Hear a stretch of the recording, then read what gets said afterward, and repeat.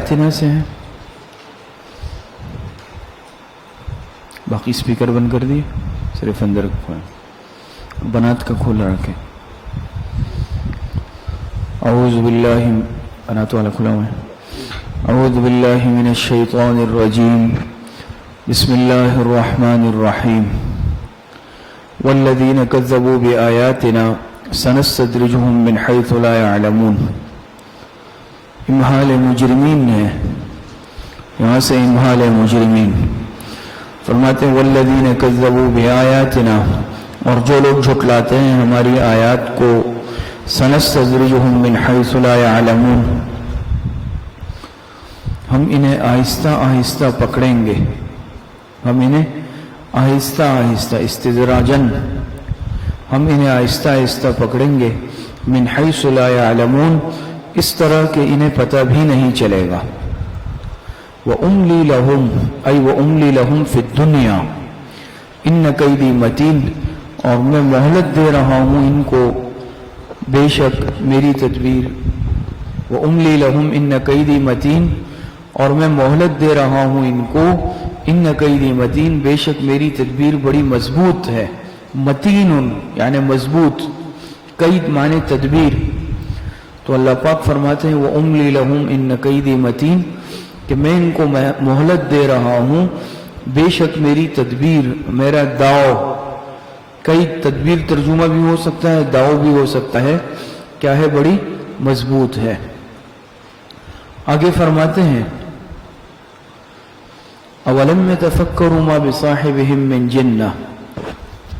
اس بات رسالت کا بیان ہے. یہاں سے اس بات رسالت فرماتے ہیں اولم یتفکروا ما بصاحبہم من جنۃ, کیا انہوں نے غور نہیں کیا اس بات میں کہ ان کے رفیق کو کسی قسم کا جنون نہیں ہے. جنہ سے جنون سے مراد.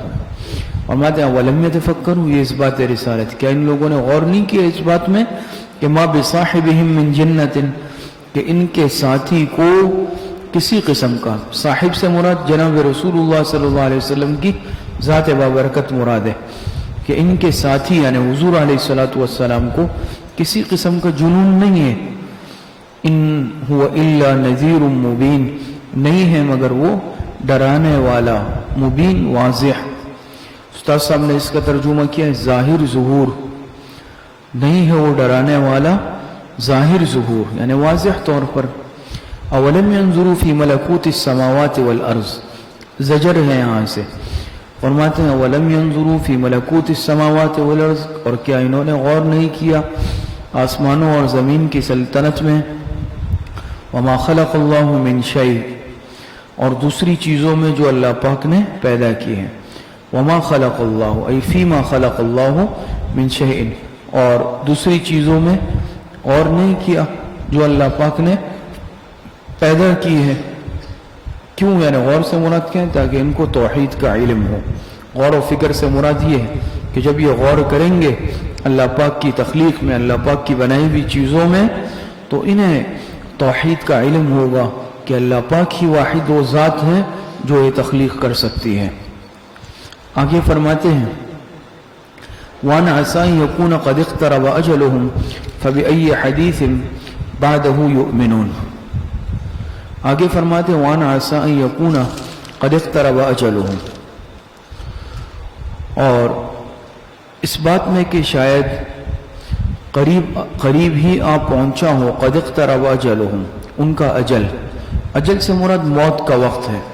یعنی غور و فکر نہیں کیا انہوں نے اس چیزوں میں جو اللہ پاک نے پیدا کی ہے, اور اس بات میں کہ شاید قریب آ پہنچا ہو ان کا اجل یعنی موت کا وقت. بات سمجھ میں آ رہی ہے؟ تو مقصد یہ ہے اس سے مراد کیا ہے غور کرنے سے, تاکہ عذاب سے ڈر کر اس سے بچنے کی فکر کریں. بات سمجھ میں آ رہی ہے؟ تخلیق میں غور و فکر سے مقصد کیا تھا؟ تاکہ توحید کا علم ہو. اور موت کے وقت سے متعلق غور و فکر سے مقصد کیا ہے؟ تاکہ عذاب سے ڈر کر اس سے بچنے کی فکر کریں. فَبِأَيِّ حَدِيثٍ بَعْدَهُ يُؤْمِنُونَ, پھر قرآن کریم کے بعد کون سی بات پر یہ لوگ ایمان لائیں گے؟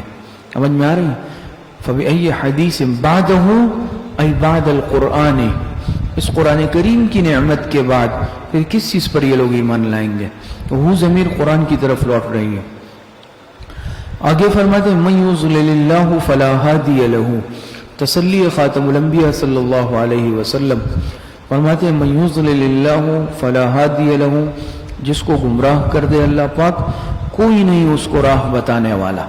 فلا ہادی لہ، سمجھ میں آ رہی ہے؟ پھر اس کو راستہ بتانے والا کوئی نہیں. استاد صاحب نے فرمایا پھر غم لا حاصل، سمجھ میں آ رہی ہے؟ تو پھر کوئی بھی حاصل نہیں ہو سکتا، صرف غم ہے بس. وَيَذَرُهُمْ فِي طُغْيَانِهِمْ يَعْمَهُونَ، اس کو اور چھوڑے رکھتا ہے ان کو ان کی سرکشی میں حیران و سرگردان، اور چھوڑے رکھتا ہے ان کو ان کی سرکشی میں. وَيَذَرُهُمْ چھوڑے رکھتا ہے فِي طُغْيَانِهِمْ ان کو ان کی سرکشی میں يَعْمَهُونَ حیران و سرگردان. اللہ پاک جس کو گمراہ کر دے اس کو ہدایت دینے والا کوئی نہیں ہے، اور پھر ایسوں کو اللہ پاک ان کی گمراہی میں ہی حیران و سرگردان چھوڑے رکھتا ہے. یسألونک عن الساعۃ ایان مرساها، شکوہ کفار فرماتے ہیں یسألونک عن الساعۃ ایان مرساها، پوچھتے ہیں آپ سے قیامت کے متعلق کہ کب ہوگا اس کا وقوع. مرساها وقوع، قیامت کب آئے گی؟ قل انما علمها عند ربی، آپ جواب شکوہ، یہاں سے جواب شکوہ ہے، اور جواب شکوہ میں نفی علم قیامت 7 وجوہ سے بیان کی گئی ہے. بات سمجھ میں آ رہی ہے؟ جواب شکوہ میں نفی علم قیامت 7 وجوہ سے بیان کی گئی. قیامت کا علم اللہ پاک کی ذات کے علاوہ کسی کو نہیں ہے، اور اس کی 7 وجوہ بیان کی گئی ہے. کس میں؟ اس جواب شکوہ میں. دیکھیں قل انما علمها عند ربی، شکوہ کیا تھا؟ یسألونک عن الساعۃ ایان مرساها، وہ آپ سے پوچھتے ہیں کہ قیامت کب آئے گی، قیامت کا وقوع کب ہوگا. قل انما علمها عند ربی، جواب شکوہ آپ فرما دیں کہ اس کا علم تو صرف میرے رب کے پاس ہے. وجہ اول آپ کے سامنے بات آئی نا کہ جواب شکوہ میں نفی علم قیامت کتنے وجوہ سے ہوگی؟ 7 وجوہ سے. تو انما علمها عند ربی وجہ اول. بات سمجھ میں آ رہی؟ تو کافروں کا یہ خیال تھا کہ قیامت کے علم کا سوال حضور علیہ السلام سے کرتے رہے، آپ بتائیں بھی قیامت کب آئے گی. شاید ان کے علم میں یہ ہو یا ان کے خیال میں یہ ہو کہ حضور علیہ السلام نے اس مسئلے میں بڑا ہی غور و فکر کیا ہو، اور اس کی فکر میں تدبر میں پڑھ کر محنت و ریاضت کے ساتھ اس کا علم حاصل کر لیا ہو. اور آپ علیہ السلام کے علم میں ہوگا کہ قیامت کب آئے گی تو وہ آپ سے پوچھتے تھے. حالانکہ قیامت کا علم صرف اور صرف کس ذات کو ہے؟ اللہ پاک کو ہے. قل انما علمها عند ربی، پہلی وجہ کہ آپ علیہ السلام نے فرمایا اس کا علم تو صرف کس کو ہے؟ میرے رب کے پاس ہے. اس سے یہ معلوم ہوا کہ حضور علیہ السلام عالم الغیب نہیں تھے، علم غیب حضور علیہ السلام کو حاصل نہیں تھا کلی. تو قل انما علمها عند ربی، آپ فرما دے کہ اس کا علم صرف میرے رب ہی کے پاس ہے. وجہ اول لا یجلیها لوقتها الا هو، نہ ظاہر کرے گا اس کو اس کے وقت پر مگر وہی. سمجھ میں آ رہی؟ وجہ ثانی، وجہ ثانی 7 وجوہات کا بیان ہوا نا آپ کے سامنے. تو پہلی وجہ کیا ہے؟ انما علم، قل انما علمها عند ربی، اور لا یجلیها لوقتها الا هو، یہ وجہ ثانی ہے کہ نہیں ظاہر کرے گا اس کو اس کے وقت پر الا هو، مگر کون؟ اللہ پاک. سمجھ میں آ رہی؟ ثقلت فی السماوات والارض، وجہ ثالث، تیسری وجہ بڑا بھاری حادثہ ہوگا آسمانوں اور زمینوں میں. بات سمجھ میں آ رہی ہے؟ ثقلت فی السماوات والارض، تیسری وجہ. تو فرماتے ہیں یعنی قیامت کا علم مراد ہے، اس سے بڑا ہی بھاری حادثہ ہوگا آسمانوں اور زمینوں میں. کیا چیز؟ قیامت کا علم. یعنی قیامت کا علم یہ ایک بھاری ہے. سمجھ میں آ رہی ہے؟ بھاری حادثہ ہوگا آسمانوں اور زمینوں میں. اچھا آگے فرماتے ہیں کتنی وجوہات ہو گئی؟ 3 وجوہات ہو گئی. لا تأتیکم الا بغتتاً، لا تأتیکم الا بغتتاً، نہیں آئے گی وہ قیامت تم پر مگر اچانک. بغتتاً مانے اچانک، وہ اچانک آئے گی. جیسے روایتوں میں مختلف علامات بھی آئی ہے نا. یسألونک کأنک حفی عنہا، وجہ رابع، چوتھی وجہ. یہاں سے چوتھی وجہ فرماتے ہیں یسألونک کأنک حفی عنہا، وہ پوچھتے ہیں آپ سے اس طرح کہ گویا آپ بخوبی واقف ہے اس سے. سمجھ میں آ رہی؟ حفی عنہا ای عالم عنہا. یہ لوگ آپ سے قیامت کا ایسا پوچھتے ہیں جیسے آپ کو مکمل علم ہو کہ قیامت کب آئے گی. میں نے ابھی عرض کیا شاید ان کا گمان یہ تھا کہ آپ علیہ الصلوۃ والسلام نے مجاہدات، ریاضات اور محنت سے کوشش کر کے اس کا علم حاصل کر لیا ہے کہ قیامت کب آئے گی. حالانکہ ایسا نہیں ہے، قیامت کا علم صرف اللہ پاک کی ذات کو ہے. یسألونک کأنک حفی عنہا وجہ رابع ہے. یہ وہ پوچھتے آپ سے اس طرح گویا کہ آپ کو اس کا علم ہے. بات سمجھ میں آ رہی؟ قل انما علمها عند اللہ. وجہ خامس، پانچویں وجہ، قل انما علمها عند اللہ ولکن اکثر الناس لا يعلمون. آپ فرما دیں کہ اس کا علم خاص اللہ ہی کے پاس ہے. کس کا؟ یعنی قیامت کا. قیامت کا علم خاص کس کے پاس ہے؟ اللہ کے پاس ہے. ولکن اکثر الناس لا يعلمون، لیکن اکثر لوگ نہیں جانتے اس حقیقت کو. سمجھ میں آ رہی ہے؟ قل لا املک لنفسی نفعا ولا ضرا الا ما شاء اللہ. وجہ سادس، چھٹی وجہ. کون سی وجہ؟ چھٹی. قل لا املک لنفسی نفعا ولا ضرا الا ما شاء اللہ. فرماتے ہیں کہ آپ فرما دے کہ نہیں اختیار رکھتا میں خود اپنی ذات کے لیے، نہیں اختیار رکھتا میں خود اپنی ذات کے لیے نفعا ولا ضرا، نفع کا اور نہ نقصان کا، الا ما شاء اللہ، مگر جو چاہے اللہ. سمجھ، جس قدر اللہ پاک چاہے. نہ میں اپنے فائدے کا مالک، نہ میں اپنے نقصان کا مالک، الا ما شاء اللہ، مگر جو اللہ پاک چاہے. بات سمجھ میں آ رہی ہے؟ تو معلوم ہوا کہ جس طرح پیغمبر عالم الغیب نہیں ہوتا، اسی طرح پیغمبر مختار کل بھی نہیں ہوتا. یہاں سے نفی اختیار کلی بھی ہوئی. جیسے نفی علم غیب ہوا پیغمبر سے، تو اس آیت سے نفی اختیار کلی ہوئی کہ پیغمبر مختار کل بھی نہیں ہوتا. بات سمجھ میں آ رہی ہے؟ اور یہی عقیدہ ہے نا ہمارا کہ پیغمبر عالم الغیب نہیں ہے. جو اللہ پاک بتا دے، سمجھ میں آ رہی، جس قدر بتا دے، خود سے غیب کا علم نہیں رکھتا، وہ صرف اللہ پاک کا خاصہ ہے. اسی طریقے سے اختیار کلی اللہ پاک کے سوا کوئی ذات نہیں رکھتی. مختار کل صرف اللہ پاک کی ذات ہے. اور دیکھیں فرماتے ہیں وجہ سادس، قل لا املک لنفسی نفعا ولا ضرا الا ما شاء اللہ. آپ فرما دیں کہ میں نہیں اختیار رکھتا خود اپنی ذات کے لیے نفع کا اور نہ نقصان کا، الا ما شاء اللہ، مگر جو چاہے اللہ پاک. ولو كنت اعلم الغیب لاستكثرت من الخیر. وجہ سابع، ساتویں وجہ، وجہ سابع، ولو كنت اعلم الغیب لاستكثرت من الخیر. اور اگر میں غیب دان ہوتا تو بہت سے فائدے اپنے لیے حاصل کیا کرتا. اگر مجھے غیب کا علم ہوتا تو بہت سے منافع دنیاویہ میں حاصل کر لیتا. بات سمجھ میں آ رہی ہے؟ بہت سے منافع دنیاویہ میں کیا کر لیتا؟ حاصل کر لیتا. بات سمجھ میں آ رہی ہے؟ تو دیکھیں اس سے بھی اندازہ ہوتا ہے، اس آیت سے معلوم ہوتا ہے کہ پیغمبر عالم الغیب نہیں ہے. بات سمجھ میں آ رہی ہے؟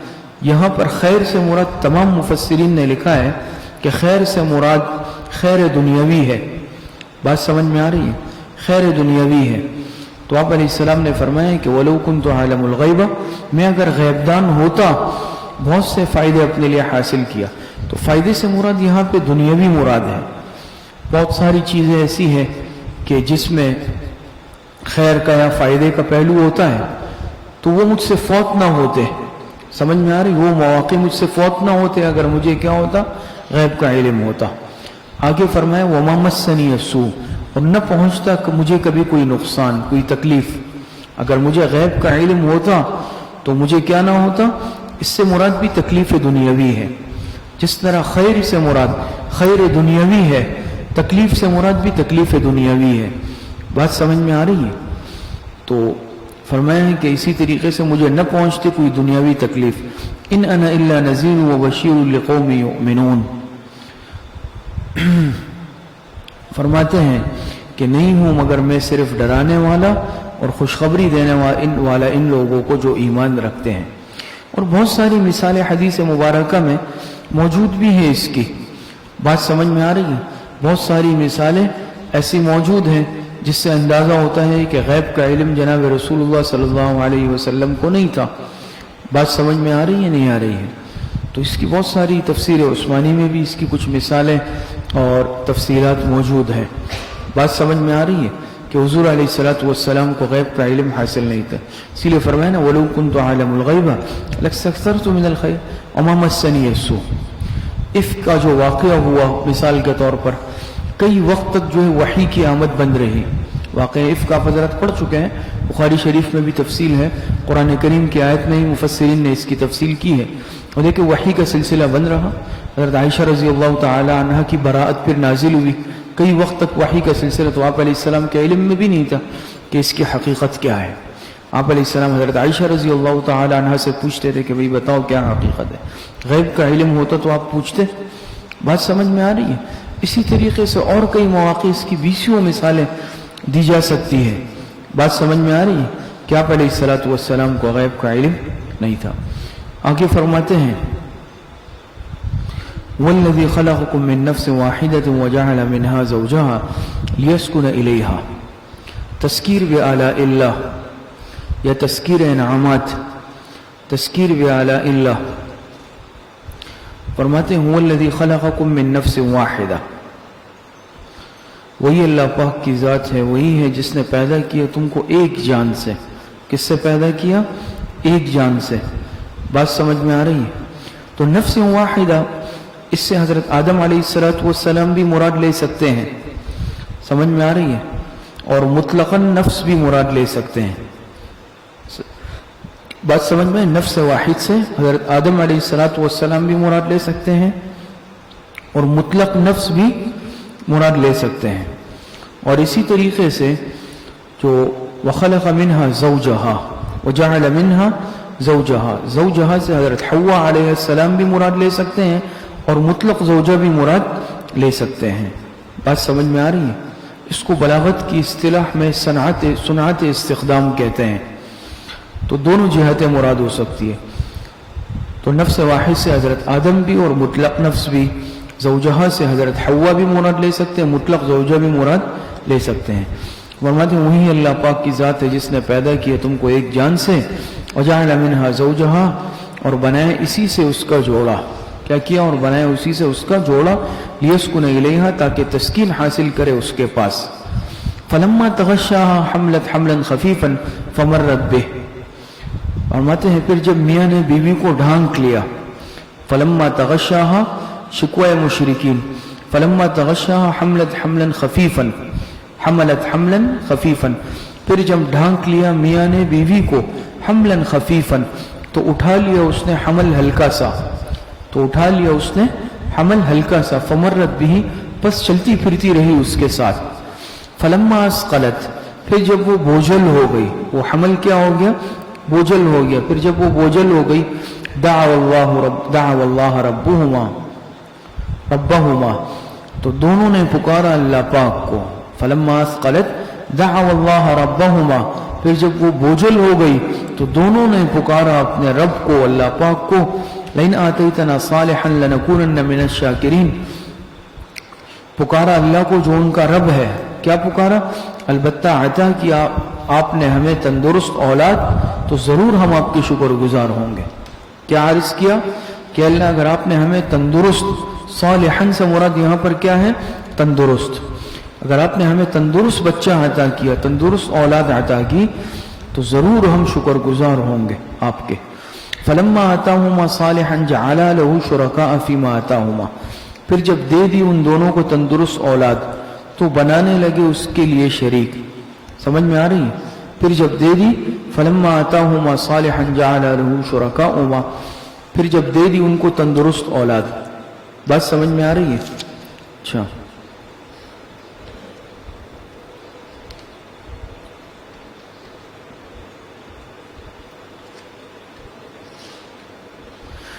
وہ فرماتے ہیں کہ جب اللہ پاک نے دی ان دونوں کو تندرست اولاد، جعل له شرکاء فیما آتاہما، تو بنانے لگے اس کے لیے شریک اس کی ادا کردہ چیزیں.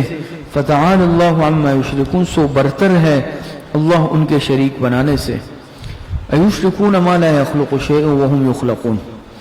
تو یہ ہے نا ایک مثال کہ شروع میں جب یہ اس طرح کی دعائیں کرتے ہیں، تندرست اولاد دی تو ہم شریک نہیں ٹھہرائیں گے، لیکن کیا کرتے ہیں جب اللہ پاک صحیح سالم اولاد دے دیتے ہیں پھر اپنی روش پہ آ جاتے ہیں ایک مشرکین اور اللہ پاک کے ساتھ شریک ٹھہرانے لگتے ہیں. اور آج کل بھی اگر دیکھا جائے تو اتنا ہمارا ایمان اعتقاد اور یقین کمزور ہو چکا ہے کہ اولاد کے لیے بجائے اللہ پاک سے سوال کرنے کے، مانگنے کے، دعائیں مانگنے کے، ہم جاتے ہیں مزارات پر، پیروں کے پاس، فقیروں کے پاس جا کے سجدے کرتے ہیں، درختوں کے ساتھ دھاگے باندھتے ہیں، کیا کیا ہم کرتے ہیں. وہ انسان جو خود مقصد یہ ہے کہ اپنے لیے کسی چیز پر قادر نہیں ہے، تمہارے پیسے کا محتاج ہے، تم سے پیسے لے رہا ہے، وہ تمہیں اولاد دے گا. تو اس طرح کی حرکتیں ہم کرتے ہیں آج. ایشرکون ما لا یخلق شیئا وهم یخلقون، عجز معبودان باطلہ، عجز معبودان باطلہ. ایشرکون ما لا یخلق شیئا وهم یخلقون، کیا خدا کا شریک بناتے ہو ایسوں کو، ما لا یخلق شیئا، جو نہیں پیدا کر سکتے کوئی چیز، وهم یخلقون، بلکہ وہ تو خود پیدا کیے جاتے ہیں، خود تخلیق میں اللہ پاک کے محتاج ہے، تو وہ تمہیں کیا دیں گے. بات سمجھ میں آ رہی ہے. وَلَا يَسْتَطِيعُونَ لَهُمْ نَصْرًا وَلَا أَنفُسَهُمْ يَنصُرُونَ، اور نہیں کر سکتے ان مشرکین کی کچھ مدد. سمجھ میں آ رہی ہے، وہ نہیں کر سکتے. وَلَا يَسْتَطِيعُونَ نَصْرًا، ان مشرکین کی کچھ مدد. وَلَا أَنفُسَهُمْ يَنصُرُونَ، اور نہ وہ خود اپنی مدد کر سکتے ہیں. تو یہ بت تو خود مٹی کے بنائے ہوئے، پتھر کے بنائے ہوئے، دوسروں کے محتاج، وہ کیا کریں گے؟ وہ تو خود بنائے گئے ہیں، وہ کسی کو کیا تخلیق کر سکیں گے، وہ مٹی کے بت. دوسری بات یہ ہے کہ وہ اپنی مدد پر قادر نہیں ہے، تو وہ ان مشرکین کی کیا مدد کریں گے وہ بت. وَإِن تَدْعُوهُمْ إِلَى الْهُدَى لَا يَتَّبِعُوكُمْ، وَإِن تَدْعُوهُمْ إِلَى الْهُدَى لَا يَتَّبِعُوكُمْ، یہاں سے خطاب برائے مشرکین ہے. الخطاب للمشرکین بطریق الالتفات.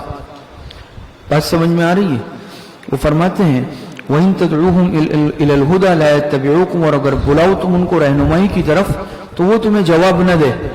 بات سمجھ میں آ رہی ہے؟ اور اگر تم ان بتوں کو بلاؤ رہنمائی کی طرف تو وہ تمہیں جواب نہیں دیں. کیسے جواب دے سکتے ہیں وہ؟ بات سمجھ میں آ رہی ہے؟ سواء علیکم ادعوتموہم، برابر ہے کہ خواہ تم پکارو ان کو، امن تم صامتون، یا تم خاموش رہو. برابر ہے کہ تم ان کو بلاؤ یا تم خاموش رہو. ان الذین تدعون من دون اللہ عباد امثالکم، آگے فرماتے ہیں ان الذین تدعون من دون اللہ عباد امثالکم، بلا شبہ جن کو تم پکارتے ہو اللہ کے سوا. سمجھ میں آ رہی ہے؟ جن کو تم پکارتے ہو اللہ کے سوا. ان الذین تدعون من دون اللہ عباد امثالکم، وہ بھی بندے ہیں تم جیسے. جن کو تم پکارتے ہو نا اللہ پاک کو چھوڑ کر، تو وہ بھی جو کیا ہے، وہ بھی تم جیسے بندے ہی ہے. سمجھ میں آ رہی ہے؟ فادعوہم فلیستجیبوا لکم، تو وہ بھی تم جیسے بندے ہیں. بنا تو فرمانے فادعوہم فلیستجیبوا لکم، تو بلا پکارو تم، پکارو تو ان کو، فلیستجیبوا لکم، پس چاہیے کہ وہ قبول کرے تمہاری پکار، تمہیں جواب دے. سمجھ میں آ رہی ہے؟ ان کنتم صادقین، اگر تم سچے ہو. اگر تم سچے ہو تو تمہارے یہ معبود، یہ بت، یہ تمہیں جواب کیوں نہیں دیتے تمہاری پکار کا؟ الہم ارجل یمشون بہا، کیا ان کے پاؤں ہیں جس سے وہ چل سکتے ہوں؟ بات سمجھ میں آ رہی ہے؟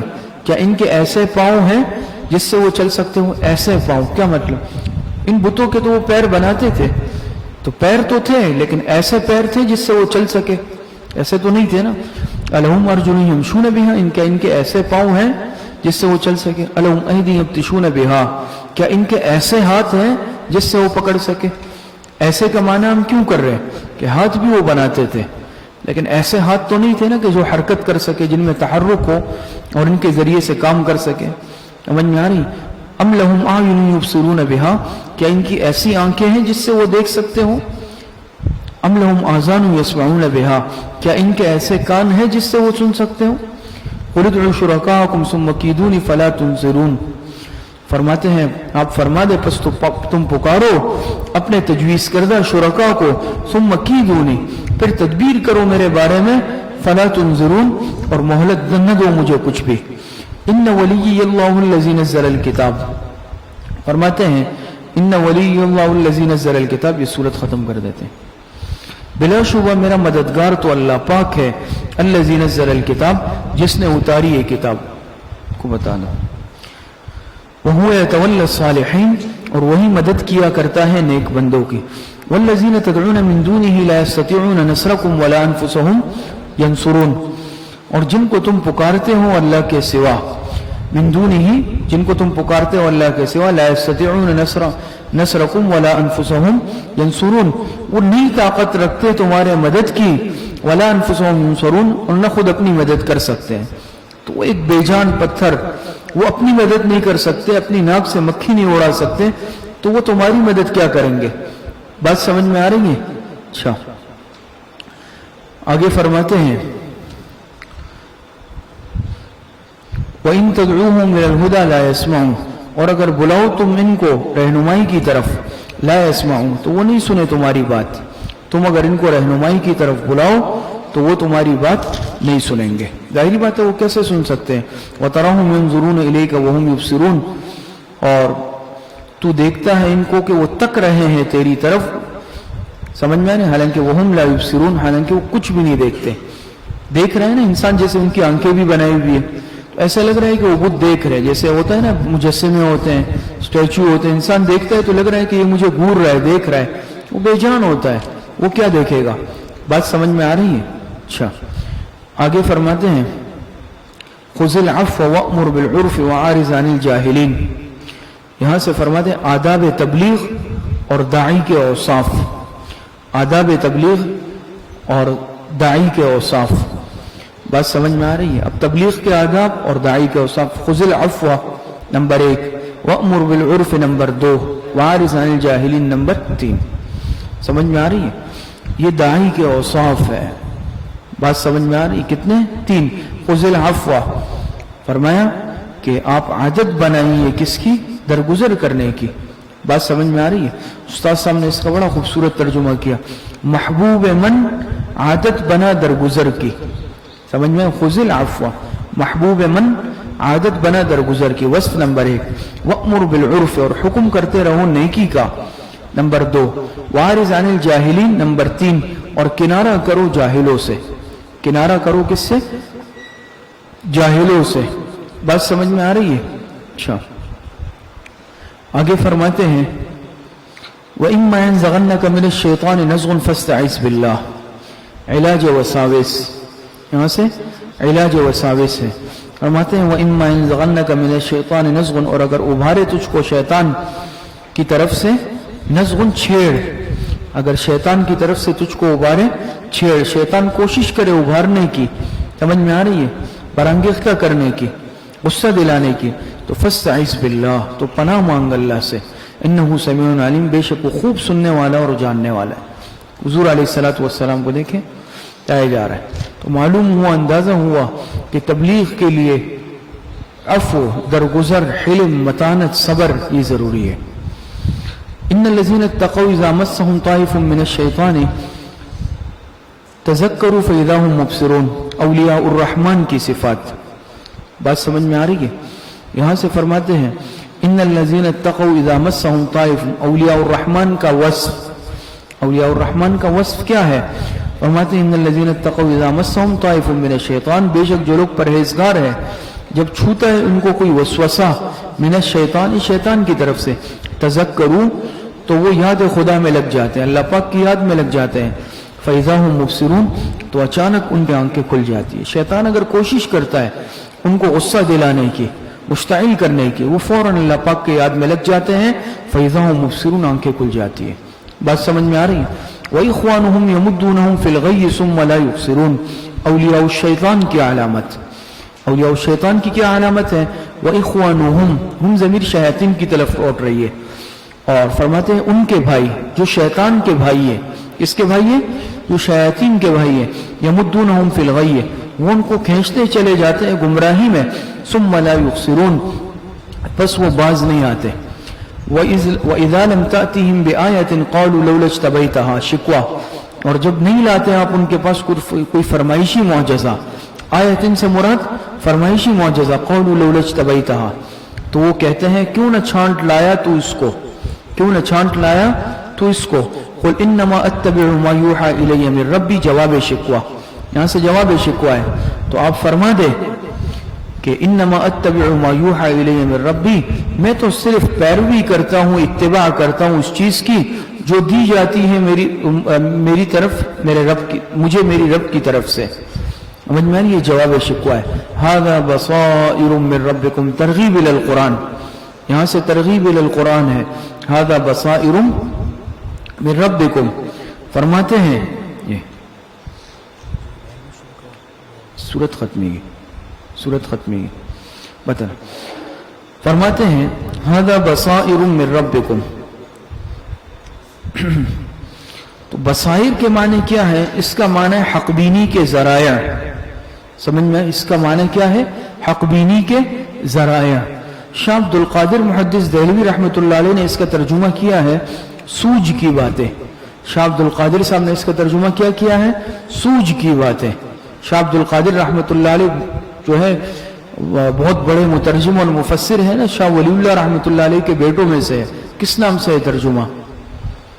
जी शाह अब्दुल कादिर का मौज़िहुल कुरान है ना, नहीं है मौज़िहुल कुरान, तो मौज़िहुल कुरान जो है ये शाह अब्दुल कादिर रहमतुल्लाह अलैह, शाह रफ़ीउद्दीन रहमतुल्लाह अलैह का भी अलग तर्जुमा है, शाह अब्दुल अजीज रहमतुल्लाह अलैह का भी है, शाह वलीउल्लाह रहमतुल्लाह अलैह के तीनों बेटों के तराजिम मौजूद हैं। बात समझ में आ रही? तफसीर अजीज़ी मुकम्मल नहीं है शाह अब्दुल अजीज साहब की, उलमा ने लिखा है अगर ये मुकम्मल होती तो फिर तफसीर की किसी और ज़रूरत नहीं थी। बात समझ में आ रही? चंद पारे हैं बस। कहाँ तक बात चली? हाज़ा बसाइरुम मिन रब्बिकुम। फरमाते हैं कि ये तरगीब इलल कुरान, कि फरमाते हैं हाज़ा बसाइरुम मिन रब्बिकुम, ये कुरान बसीरत अफरोज दलाइल है तुम्हारे रब की तरफ से, वह हुदन और हिदायत है, व रहमतुन और रहमत है, लिक़ौमिन युमिनून, मुस्तफीदीन का बयान किन के लिए? उनके लिए जो ईमान रखते हैं। वइज़ा क़ुरिअल क़ुरआन फ़स्तमिऊ, आदाब कुरान, यहाँ से आदाब कुरान है। फरमाते हैं वइज़ा क़ुरिअल क़ुरआन फ़स्तमिऊ लहू व अंसितू लअल्लकुम तुरहमून। फरमाते हैं कि और जब कुरान पढ़ा जाए तो उसकी तरफ कान लगाए रहो, फ़स्तमिऊ लहू, उसकी तरफ कान लगाए रहो, व अंसितू, और खामोश रहो, लअल्लकुम तुरहमून, ताकि तुम पर रहमत हो। ये आदाब कुरान। तो इससे मालूम हुआ, उलमा ने मुफस्सिरीन ने लिखा है कि कुरान की तिलावत के वक्त इंसान खामोश रहे, अदब के साथ रहे, एहतराम के साथ रहे, बातचीत नहीं करे, शोर शराबा नहीं करे, कोई ऐसा अमल नहीं करे जो तिलावत कुरान के आदाब के खिलाफ हो। इसी तरीके से यहाँ पर जब नमाज इंसान पढ़ता है तो इमाम तिलावत करेगा और मुख्तदी खामोश रहेगा। ये फिर तफसीली अलग मसला है। वस्कुर रब्बक फी नफ्सिका तज़र्रुअन व खीफतन व दूनल जहरि मिनल क़ौलि बिलग़ुदुव्वि वल आसालि वला तकुन मिनल गाफ़िलीन।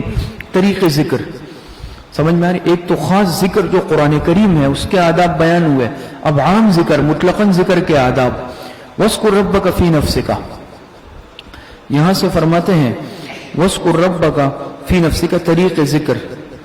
अब उसके भी आदाब आ रहे हैं ख़ास ज़िक्र के। वो फरमाया कि वस्कुर रब्बक, और याद कर अपने रब को, फी नफ्सिका, अपने दिल में, तज़र्रुअन, आजिज़ी के साथ, नंबर एक, वस्फ नंबर एक, अदब नंबर एक, व खीफतन, अदब नंबर दो, और खौफ के साथ, व दूनल जहरि, और किसके साथ? ऐसी आवाज़ के साथ, मिनल क़ौल, जो पुकार कर बोलने से कम हो। बात समझ में आ रही है? वस्कुर रब्बक फी नफ्सिका तज़र्रुअन व खीफतन व दूनल जहरि मिनल क़ौल। तो आदाब जिक्र होने जिक्र के, याद कर अपने रब को अपने दिल में, आजीजी के साथ, खौफ के साथ, वदून अल जहर, जहर मुअतदिल, इसको कहते हैं जहर मुअतदिल। इस पर भी तफसील का वक्त नहीं है, बात समझ में? जिक्र बिल जहर किया जाता है, उसमें भी एतदाल मतलूब है। बहुत ज्यादा शोर शराबा, चीख पुकार मस्जिद के आदाब के खिलाफ है। तो वदून अल जहर मिनल क़ौल, ऐसी आवाज जो बोल कर, पुकार कर बोलने से कम हो, बिलग़ुदुव्वि वल आसाल, सुबह और शाम के वक्त। वला तकुन मिनल गाफिलीन, और न शुमार हो तू अहल गफलत में से। इन्नल लज़ीना इंद रब्बिका, तरगीब ताआत, इन्नल लज़ीना इंद रब्बिका ला यस्तकबिरून अन इबादतिही, बेशक जो आपके रब के पास है, ला यस्तकबिरून अन इबादतिही, वो सरकशी नहीं करते उसकी बंदगी से। वो उसकी बंदगी से क्या नहीं करते? सरकशी नहीं करते। वो युसब्बिहूनहु व लहू यसजुदून, और उसकी पाकी बयान करते हैं और उसी को क्या करते हैं? सिजदा करते हैं। समझ में? इन्नल लज़ीना इंद रब्बिका, तरगीब इला ताआत, यहाँ से क्या है? तरगीब इला ताआत है। बात समझ में आ रही है? फरमाए कि बेशक जो आपके रब के पास है वो सरकशी नहीं करते, इंद रब्बिका, आपके रब के पास से, ला यस्तकबिरून अन इबादतिही, उसकी बंदगी से। تو وہ یسبحونہ اور اس کی پاکی بیان کرتے ہیں، وَلَهُ یسجدون اور اسی کو کیا کرتے ہیں؟ سجدہ کرتے ہیں۔ تو اس کے بعد سورت شروع ہو رہی ہے سورۃ الانفال۔ سورہ انفال سے پہلے انشاءاللہ جو مستورات کا اصلاحی بیان ہوتا ہے تو مختصر وقت کے لیے انشاءاللہ اب 11:10 پہ ہم اصلاحی بیان شروع کریں گے اور 11:30 بجے انشاءاللہ دوبارہ ہم سورہ انفال کی تفسیر شروع کریں گے۔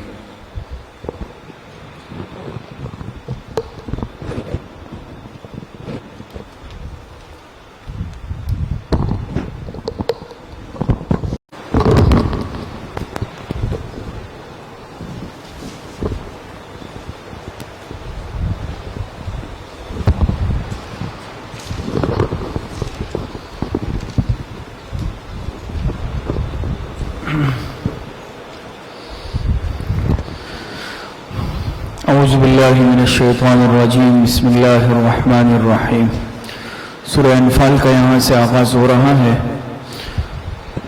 جیسے اس دن بھی اعلان ہوا کہ 12 بجے کے بعد سبق پڑھایا جائے گا، 12 مکمل کریں گے، 12 کے بعد اگر طالبات خواتین جانا چاہیں تو بالکل جا سکتی ہیں۔ بسم اللہ الرحمن الرحیم، سورۃ الانفال۔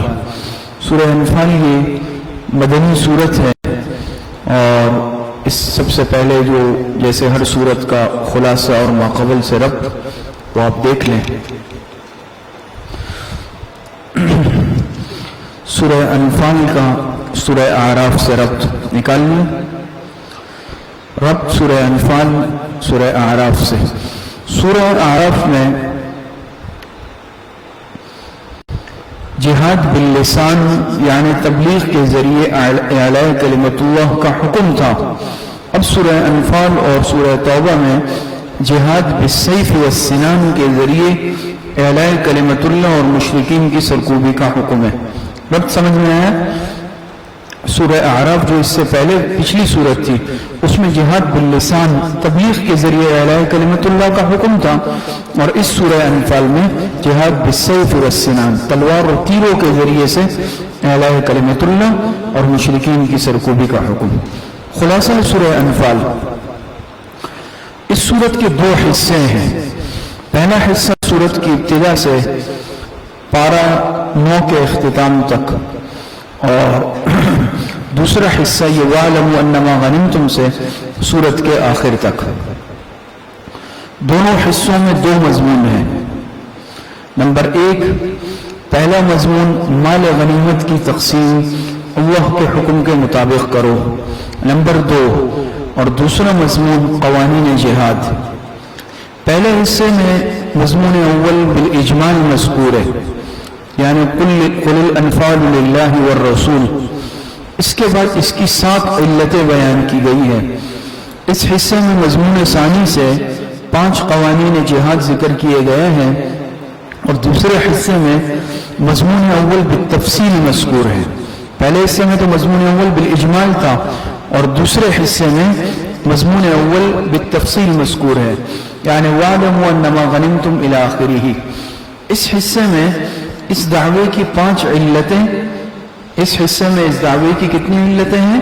5 علتیں، اور مضمون ثانی سے 7 قوانین جہاد مذکور ہیں۔ یعنی پہلے حصے کے برعکس آخر میں مومنین کے فرق ثلاثہ اور بشارت برائے مہاجرین و انصار کا بیان ہے۔ سمجھ میں آئی بات؟ دیکھیں، یہ سورۃ الانفال شروع ہو رہی ہے۔ بسم اللہ الرحمن الرحیم، اعوذ باللہ من الشیطان الرجیم، بسم اللہ الرحمن الرحیم۔ یسألونک عن الانفال قل الانفال للہ والرسول فاتقوا اللہ واصلحوا ذات بینکم واطیعوا اللہ ورسولہ ان کنتم مؤمنین۔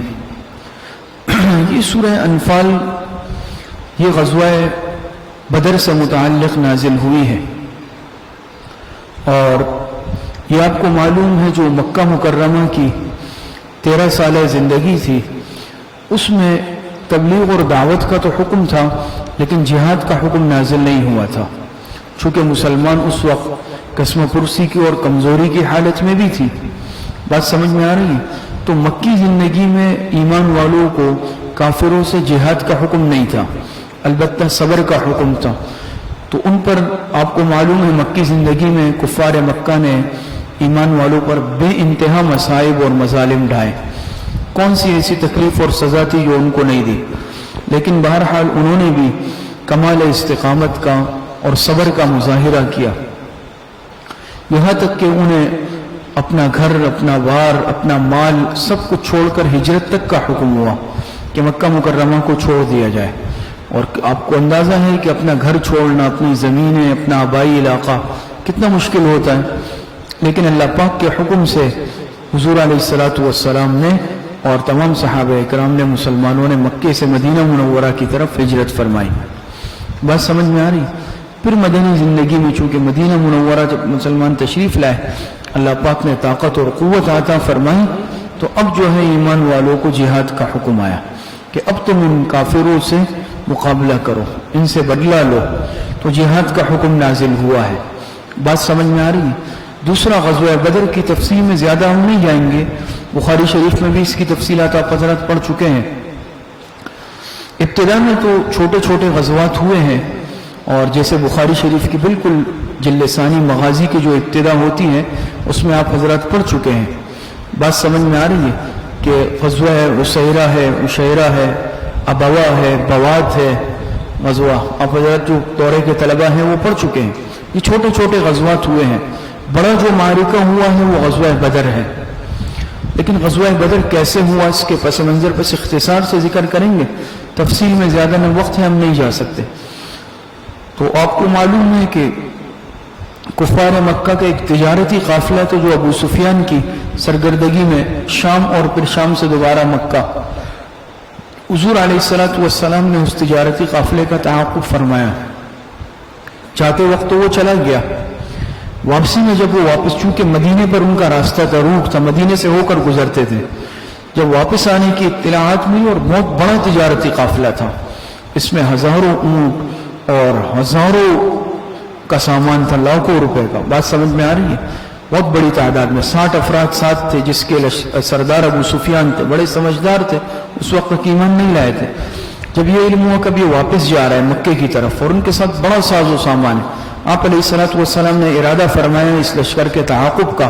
آپ علیہ الصلوۃ والسلام نے کچھ صحابہ کو ساتھ لیا، لیکن بڑی تعداد میں بھی نہیں گئے اور زیادہ اسلحہ بھی نہیں لیا، چونکہ ظاہری بات ہے کوئی لڑائی مقصود تو تھی نہیں، جنگ کے لیے نہیں جا رہے تھے، بلکہ ایک تجارتی قافلے کا تعاقب مقصود تھا. بات سمجھ میں آ رہی ہے کہ تجارتی قافلے کا تعاقب کرنا ہے. اور ظاہری بات ہے یہ ساری تجارت یہ بھی کس کے لیے تھی؟ اسی پیسوں سے پھر کفار مکہ مسلمانوں کے خلاف اسلحہ خریدتے تھے، سازشیں کرتے تھے، تو اس کا توڑ ضروری تھا.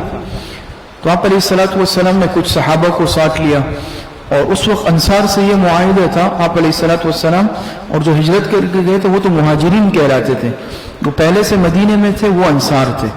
ان کے ساتھ اس قدر بس معاہدہ تھا کہ اگر مدینے پر کوئی حملہ آور ہوگا تو انصار ساتھ دیں گے، لیکن باہر نکل کر باقاعدہ مقابلہ کرنا یہ معاہدے میں شامل بھی نہیں تھا. اور آپ علیہ الصلوۃ والسلام نے اس کا زیادہ اہتمام بھی نہیں فرمایا اسلحے کا، افرادی قوت کا، کہ کوئی مقابلے کے لیے لڑنے کے لیے جانا مقصود بھی نہیں تھا. ادھر ابو سفیان کو اطلاع ملی کہ تعاقب ہو رہا ہے، اس نے راستہ بدل لیا. وہ تو راستہ بدل کر نکل گیا، لیکن اس نے ایک آدمی کو مکہ بھیجا اور ابو جہل کو اطلاع دی کہ بھئی تمہارا قافلہ، تجارتی قافلہ خطرے میں ہے، سمجھ میں آ رہی، فوراً انتظام کرو. تو ابو جہل نے 1000 افراد کا لشکر لیا، بھرپور انداز میں اسلحہ، ساز و سامان اور مکمل افرادی قوت کے ساتھ روانہ ہوا مکے سے. یہاں پر علیہ الصلوۃ والسلام تو تجارتی قافلے کے تعاقب میں تھے، اور ظاہر ہے تجارتی قافلے میں تو 60 افراد تھے سامنے. اچانک اطلاع ملی کہ وہ تو نکل گیا ہے، لیکن ابو جہل 1000 افراد کا لشکر اور بھرپور انداز میں اسلحہ لے کر مقابلے کے لیے آ رہا ہے. اب بالکل صورتحال بدل گئی نا، بات سمجھ میں آ رہی ہے؟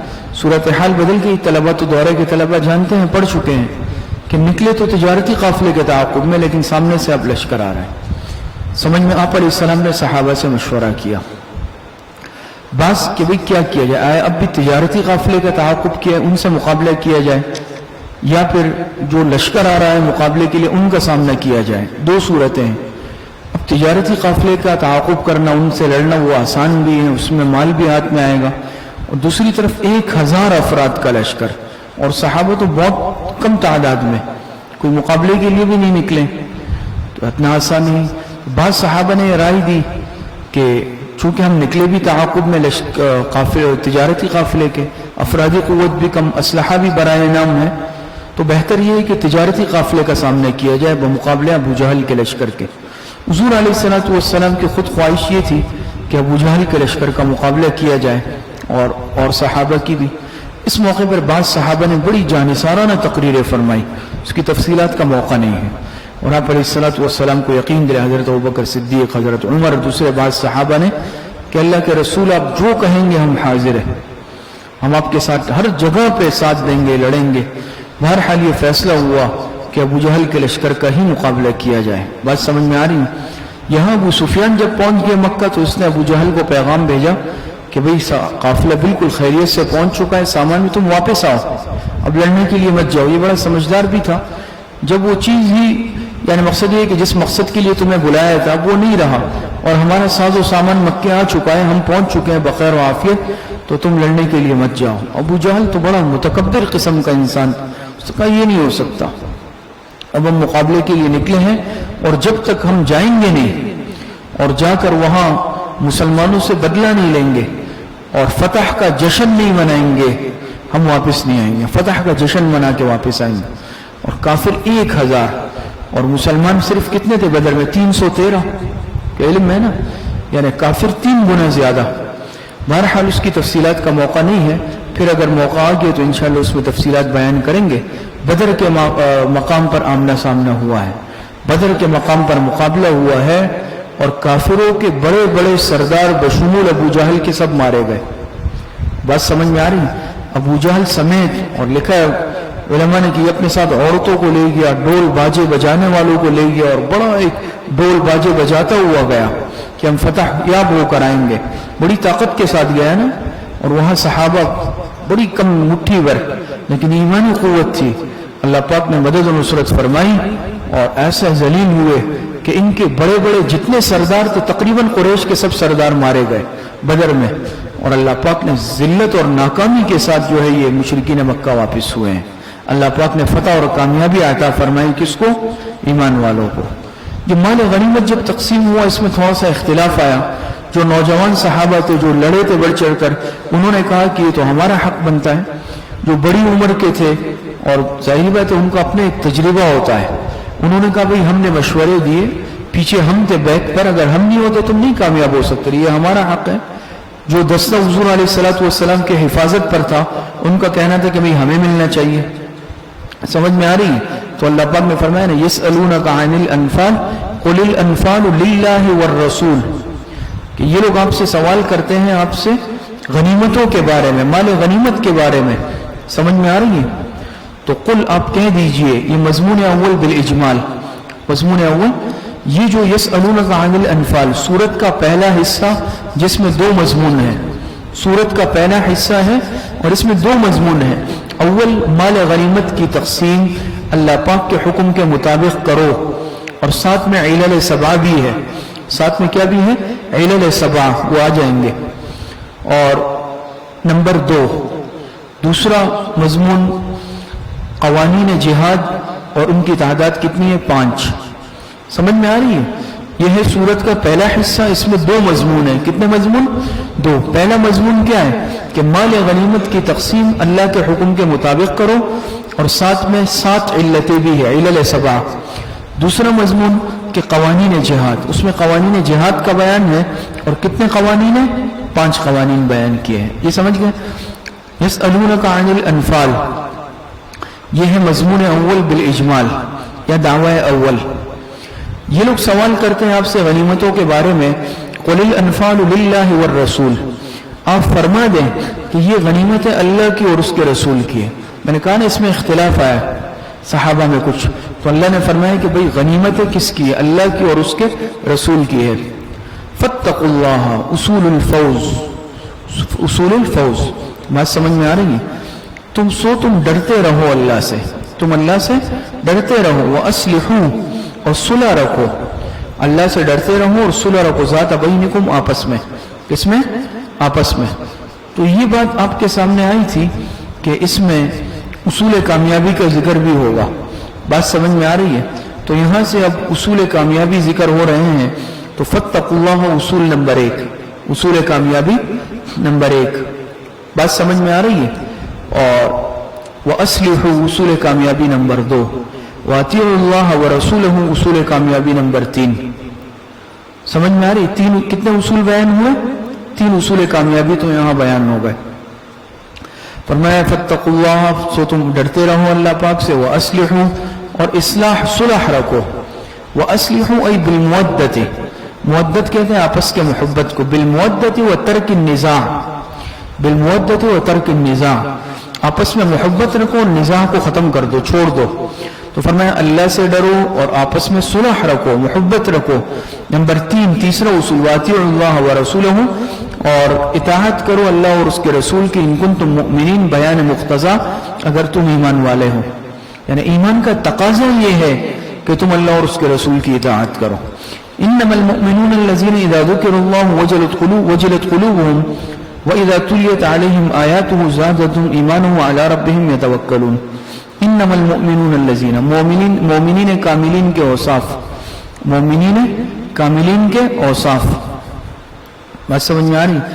الذين اذا ذكر الله وصف اول، واذا تليت عليهم آياته وصف ثانی، وعلى ربهم يتوکلون وصف ثالث، الذين يقيمون الصلاة وصف رابع، چوتھا وصف، ومما رزقناهم ينفقون وصف رابع، خامس، پانچواں وصف. کتنے اوصاف ذکر ہوئے؟ مومنین کاملین کے 5 اوصاف یہاں پر ذکر ہوئے ہیں. بات سمجھ میں آ رہی؟ ان کون ہے مومنین کامل؟ کہا نا ان کنتم مؤمنین، ان کنتم مؤمنین، تو کون ہے کامل ایمان والے؟ انما المؤمنون الذين اذا ذكر الله وجلت قلوبهم.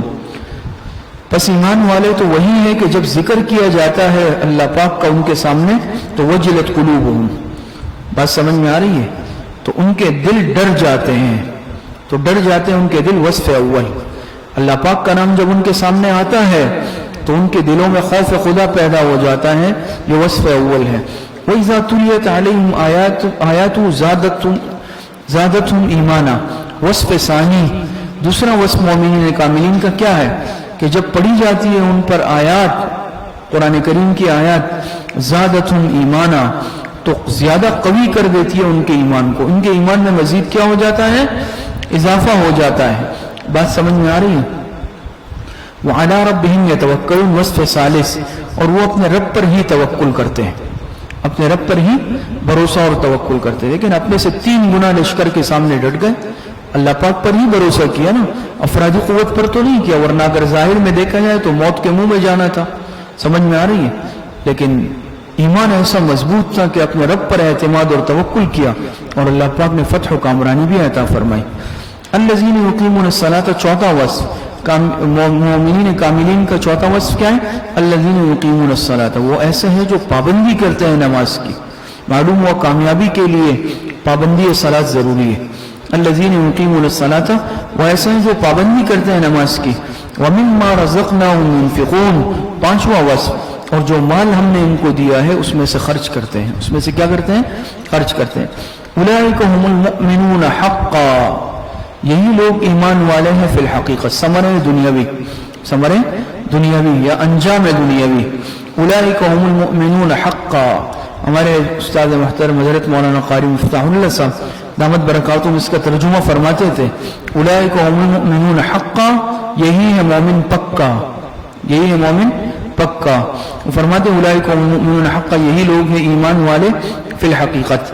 لہم درجات عند ربہم ومغفرۃ ورزق کریم. ثمرہ اخروی، سمجھ گئے؟ اولئک هم المؤمنون حقا ثمرہ دنیاوی ہے. اب ثمرہ اخروی، لہم درجات عند ربہم، ان کے لیے بڑے درجے ہیں ان کے رب کے ہاں، ان کے لیے بڑے درجے ہیں ان کے رب کے ہاں. یہ ثمرہ اخروی، منفعت روحانی، منفعت روحانی. ومغفرۃ، اور دفع مضرت. ثمرہ اخروی میں 3 چیزیں ہیں، ثمرہ اخروی میں 3 چیزیں ہیں. لہم درجات عند ربہم، منفعت روحانی، ومغفرۃ دفع مضرت، ورزق کریم منفعت جسمانی. تینوں سمجھ گئے؟ یہ تینوں چیزیں کس میں ہیں؟ ثمرہ اخروی میں. ثمرے دنیاوی تو یہ ہے نا کہ اولئک هم المؤمنون حقا اور لہم درجات عند ربهم ومغفرۃ ورزق کریم. یہ ثمرے اخروی ہے. پھر اس میں تین چیزیں ہیں, درجات عند ربهم منفعت روحانی, ومغفرۃ دفع مضرت, ورزق کریم منفعت جسمانی. تو فرماتے ان کے لیے بڑے درجے ہیں ان کے رب کے ہاں.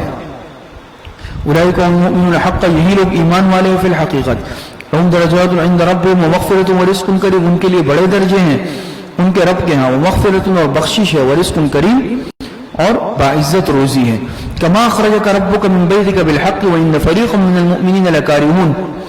فرماتے ہیں وان فریقا من المؤمنین, جیسے نکالا آپ کو آپ کے رب نے من بیتک بالحق, آپ کے گھر سے امر حق کے لیے. مضمون اول کی پہلی علت, مضمون اول کی پہلی علت بات سمجھ میں آ رہی ہے. کہا نا کہ کتنے علل ہوں گے, علل سبع, 7 علتیں. اب اس کی پہلی علت یہاں سے فرماتے ہیں کما اخرجک ربک من بیتک بالحق, جیسا کہ نکالا آپ کو آپ کے رب نے آپ کے گھر سے بالحق, امر حق کے لیے. یہ علت, یہ حکمت ہے, یہ اس کی حکمت ہے. بالحق, امر حق کے لیے نکالا. وَإِنَّ فَرِيقًا مِّنَ الْمُؤْمِنِينَ لَكَارِهُونَ, حالانکہ ایک تحقیق, ایک جماعت اہل ایمان میں سے اس کو ناپسند کرنے والے تھے. کس کو؟ دو رائے آئی نا کہ ابو جہل کے لشکر سے لڑنا ہے یا نہیں. تو بعض صحابہ نے کہا کہ تعداد بھی کم ہے, ساز و سامان اسلحہ بھی کم ہے, لڑنے کے لیے نہیں نکلے, تو بہتر ہے کہ ان کا سامنا نہ کیا جائے. اس کی طرف اشارہ ہے. وَإِنَّ فَرِيقًا مِّنَ الْمُؤْمِنِينَ لَكَارِهُونَ, حالانکہ تحقیق ایک جماعت اہل ایمان کی اس کو ناپسند کرنے والے تھے. لَكَارِهُونَ بوجہ قلت عدد و سامان, بوجہ یہ نہیں کہ ایمان کمزور تھا, ایمانی قوت بہت تھی, لیکن ظاہری قلت اسلحے کی, ساز و سامان کی قلت کی وجہ سے. یجادلونک فی الحق بعد ما تبین کانما یساقون الی الموت وهم ینظرون. فرماتے ہیں یجادلونک فی الحق, وہ جھگڑ رہے تھے آپ سے حق بات میں, بعد ما تبین, اس کے ظاہر ہو جانے کے بعد.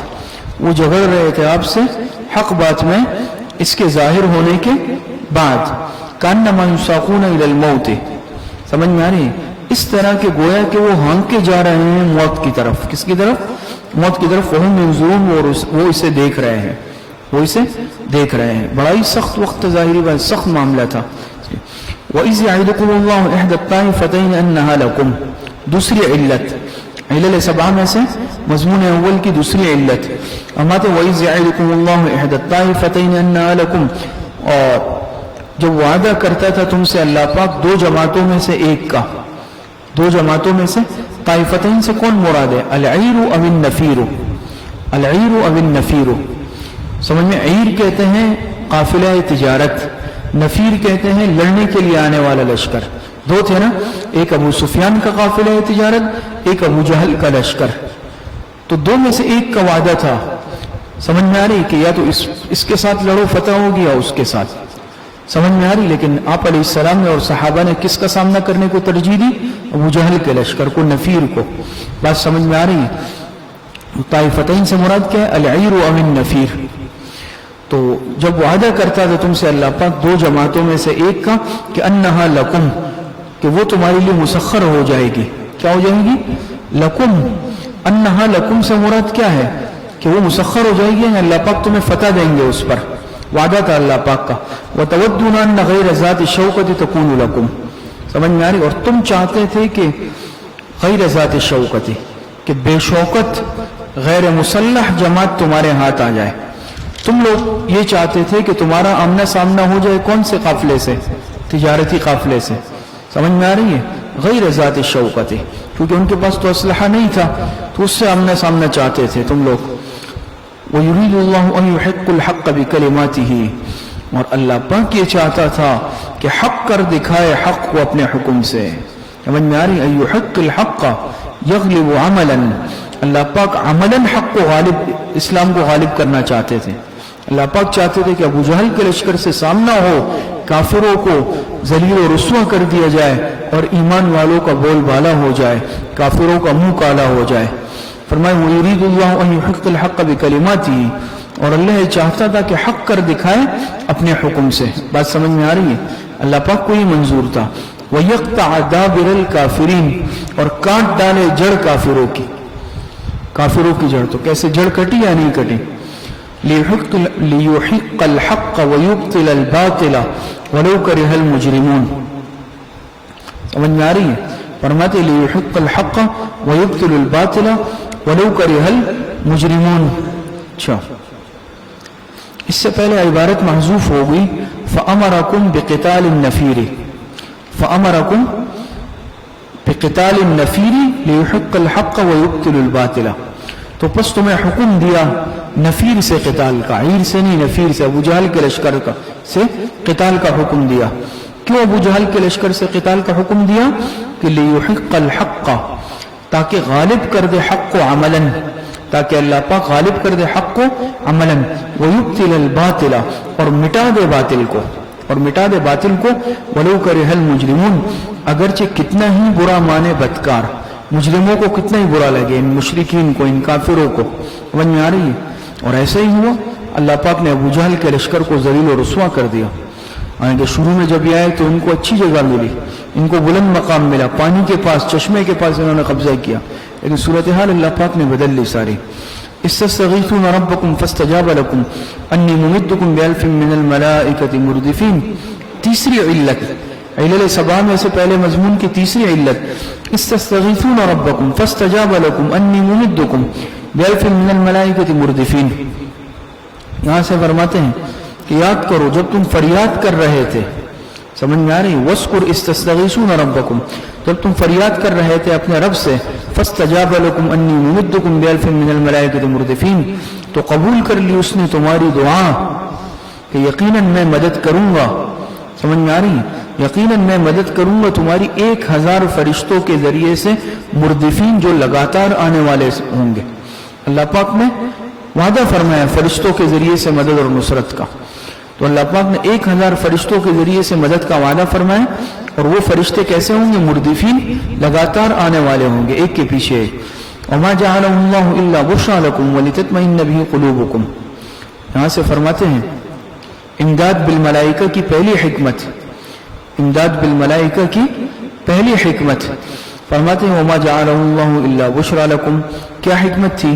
اور نہیں کیا اس امداد کو اللہ پاک نے الا بشرا لکم، مگر محض خوشخبری کے طور پر. کیوں؟ وَلِتَطْمَئِنَّ بِهِ قُلُوبُكُمْ. دوسری حکمت، امداد بالملائکہ کی دوسری حکمت. پہلی حکمت کیا ہے؟ وَمَا جَعَلَهُ اللَّهُ إِلَّا بُشْرَىٰ لَكُمْ. دوسری حکمت وَلِتَطْمَئِنَّ بِهِ قُلُوبُكُمْ، اور تاکہ مطمئن ہو جائے اس سے تمہارے دل. ایک تو یہ کہ خوشخبری مل جائے، دوسرا یہ کہ دل مطمئن کہ بھئی اللہ پاک نے وعدہ کر لیا. ایک انسان کی فطرت ہے، انسان مطمئن ہو جاتا ہے. وَمَن نَّصْرُ إِلَّا مِنْ عِنْدِ اللَّهِ، اور فرمایا در حقیقت میں نہیں ہوتی مدد مگر اللہ پاک کی طرف سے. حقیقی مدد تو اللہ پاک کی طرف سے، لیکن یہ اسباب سے تسلی ہو جاتی ہے، اسباب سے. ان اللہ عزیز حکیم، بے شک اللہ پاک زبردست حکمت والے ہیں. حکیم ای فی انزال الملائکۃ، اللہ پاک زبردست ہیں اور حکمت والے ہیں. اذ یغشیکم النعاس امنۃ منکم. چوتھی علت، پہلے مضمون کے علل سبع میں سے چوتھی علت، اذ یغشیکم النعاس امنۃ منکم. یہاں سے فرماتے ہیں جب طاری کر رہا تھا اللہ پاک تم پر اونگ، کیا اونگ طاری کر رہا تھا، امنتن، تسکین دینے کے لیے. اللہ پاک تم پر اونگ طاری کر رہا تھا تم کی طرف سے چین دینے کے لیے، تسکین دینے کے لیے. یہ ایک سکینت نازل ہوتی ہے مجاہدین پر میدان جنگ میں. جب طاری کر رہا تھا اللہ پاک تم پر اونگ، امنتن منہ، اپنی طرف سے تسکین دینے کے لیے. وَيُنَزِّلُ عَلَيْكُم مِّنَ السَّمَاءِ مَاءً، اور برسا رہا تھا تم پر آسمان سے پانی. لِيُطَهِّرَكُمْ، تاکہ تم کو پاک کر دے، تاکہ تم کو کیا کر دے؟ پاک. تو وَيُنَزِّلُ عَلَيْكُم مِّنَ السَّمَاءِ مَاءً.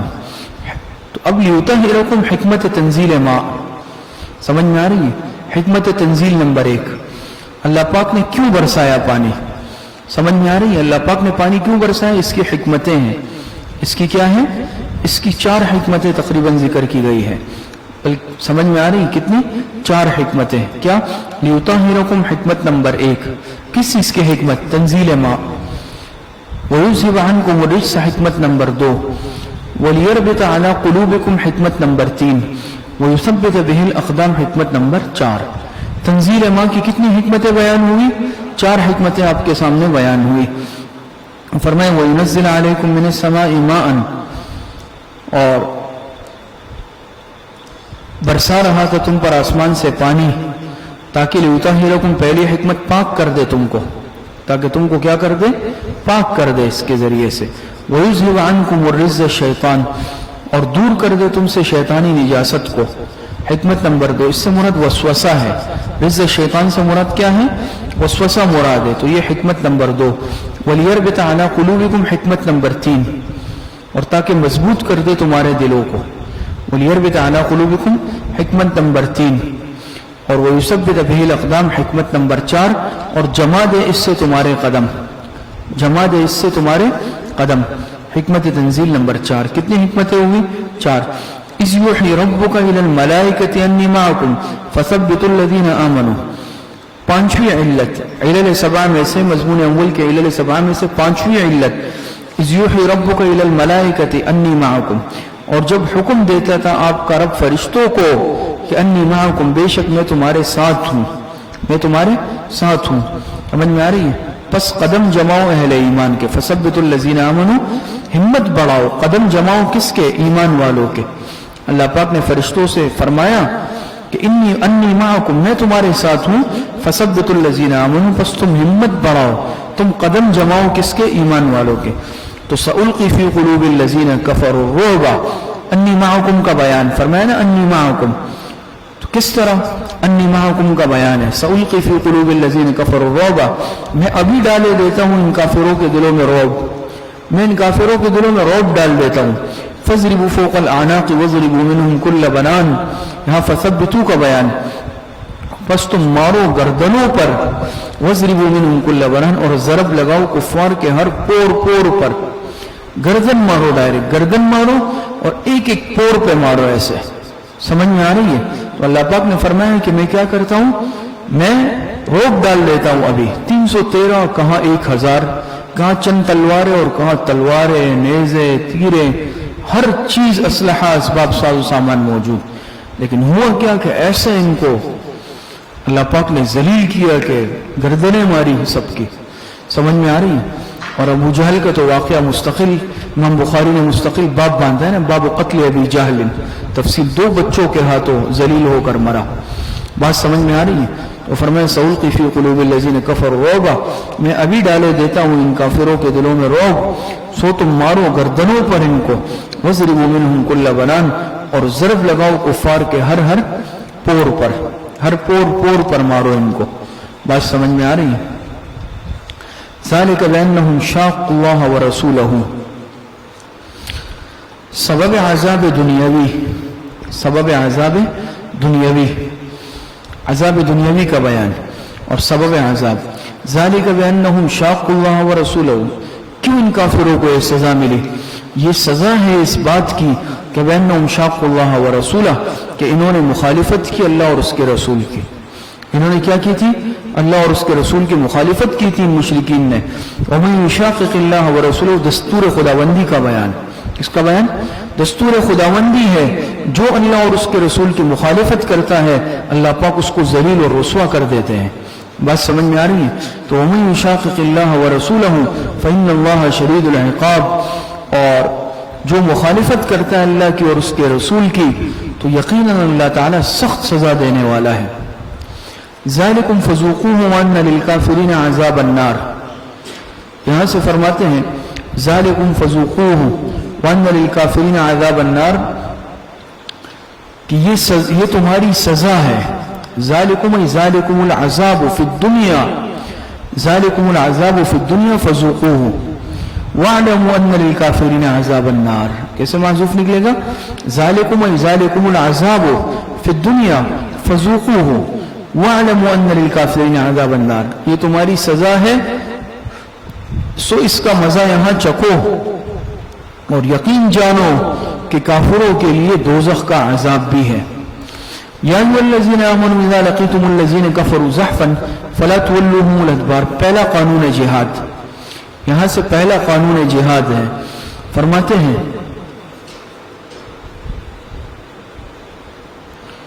اب یہاں سے مضمون ثانی قوانین جہاد، یہاں سے مضمون ثانی ہے اور قوانین جہاد کا بیان. پہلا مضمون تو گزر گیا نا, کتنی علتیں, علل 7. اب مضمون ثانی اور قوانین جہاد, جس میں سے یا ایھا الذین آمنوا اذا لقیتم, پہلا قانون جہاد. ہمارے یا ایھا الذین آمنوا اذا لقیتم الذین کفروا زحفا فلا تولوهم الادبار, پہلا قانون کیا فرماتے ہیں, ایمان والو اذا لقیتم الذین کفروا, جب مقابلہ کرو تم کافروں سے آمنے سامنے, جب تم مقابلہ کرو کافروں سے آمنے سامنے, زحفن دو بدو, آمنے سامنے, بات سمجھ میں آ رہی ہے؟ تو فلا تولوهم الادبار, تو نہ پھیرو ان سے پیٹ, پیٹ نہیں پھیرنا, آمنے سامنے مقابلہ ہو تو پیٹ نہیں پھیرنا. ومن یولہم یومئذ دبرہ الا متحرفا لقتال او متحیزا الی فئة فقد باء بغضب من اللہ ومأواہ جہنم وبئس المصیر. جو شخص ومن یولہم یومئذ دبرہ, جو شخص پھیرے گا ان سے اس دن اپنی پیٹ, جنگ والے دن کیا کرے گا, پیٹ پھیرے گا. مگر الا متحرفا, چند باتیں مستثنا ہے, چند چیزیں مستثنا ہے, وہ اس وعید میں نہیں آئے گی. پیٹ پھیر رہا ہے مگر کس لیے, متحرفا لقتال, پینترا بدلنے والا ہے لڑنے کے لیے. پینترا, بعض دفعہ انسان لڑائی کے اندر تو یہ ساری چیزیں ہوتی ہیں نا, فن ہوتا ہے, اور یہ ساری ایک لڑنے کی ایک طریقے ہوتے ہیں, بس ایک گر ہوتے ہیں جس کو کہتے ہیں گر, مجاہدین یہ جانتے ہیں.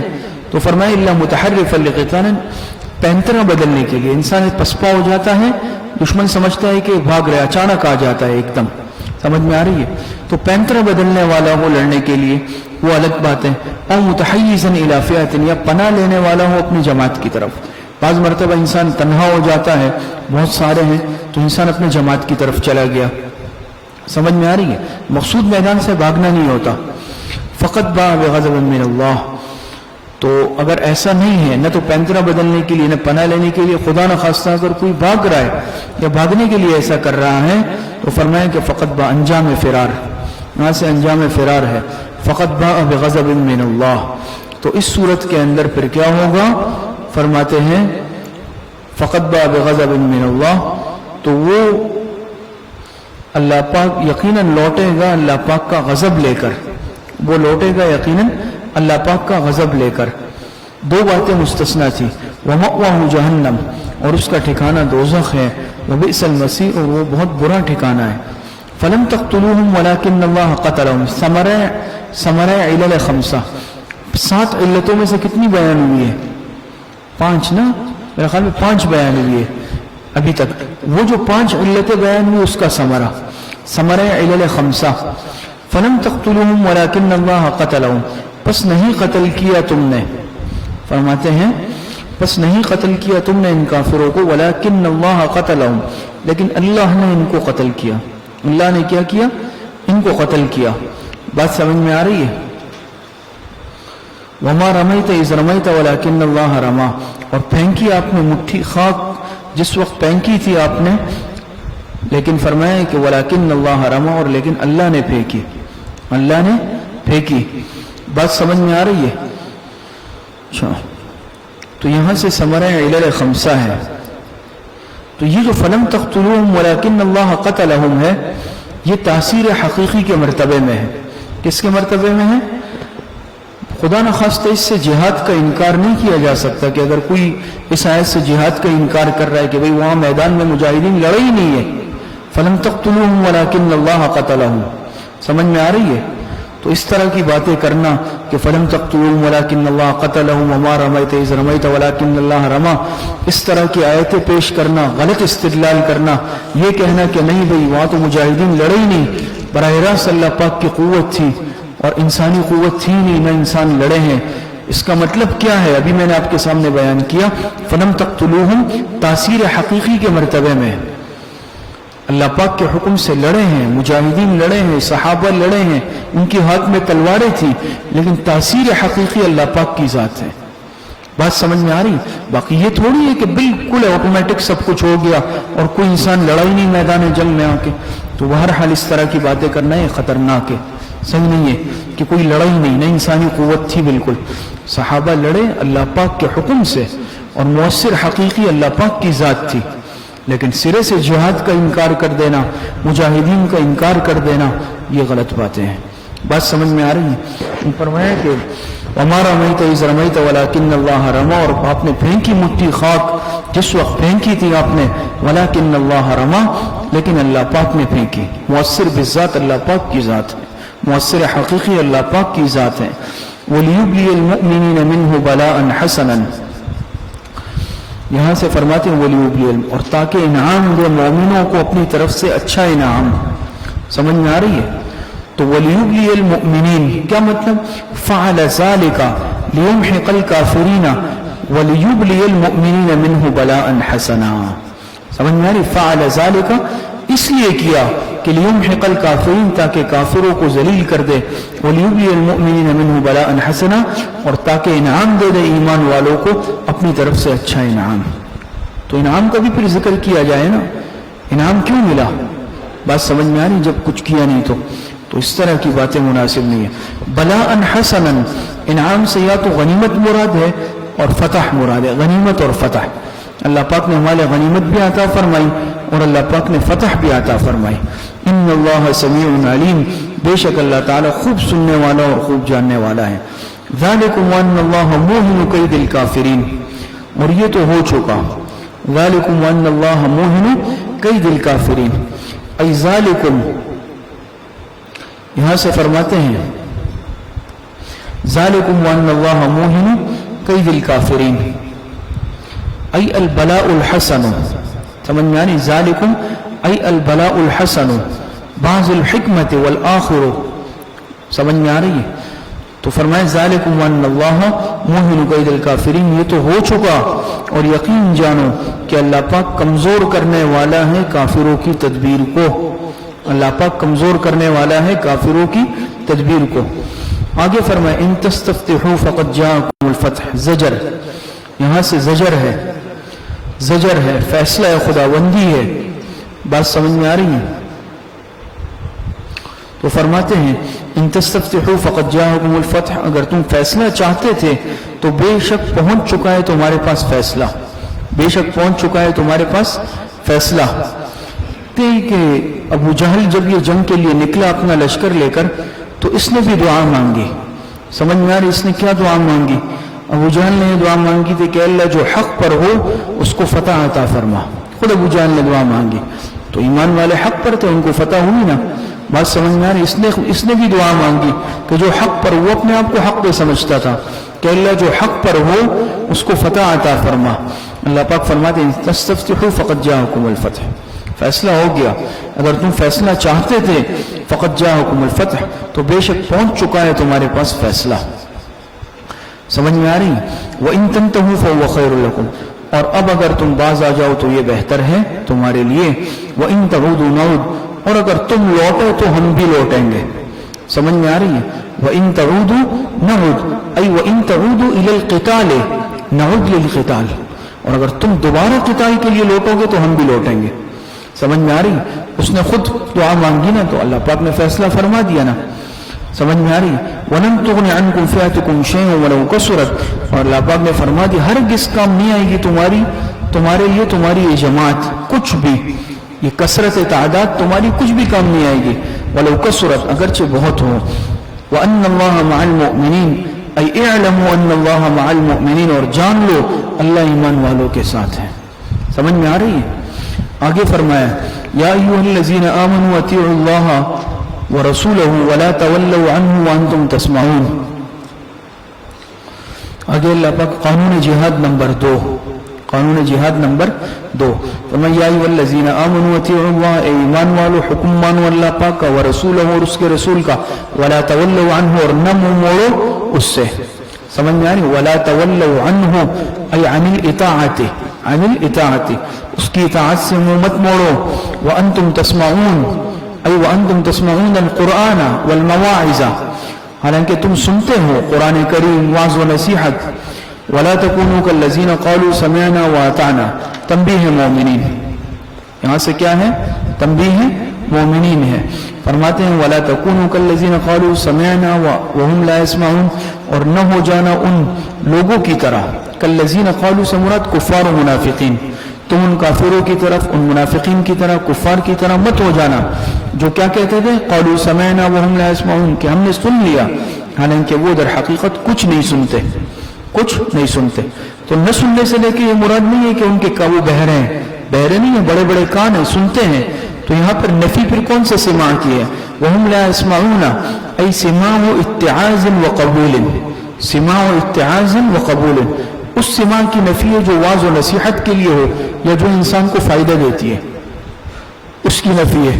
بات سمجھ میں آ رہی ہے؟ وہ نصیحت کے لیے سنتے ہی نہیں تھے، وہ قبول کرنے کی نیت سے سنتے ہی نہیں تھے۔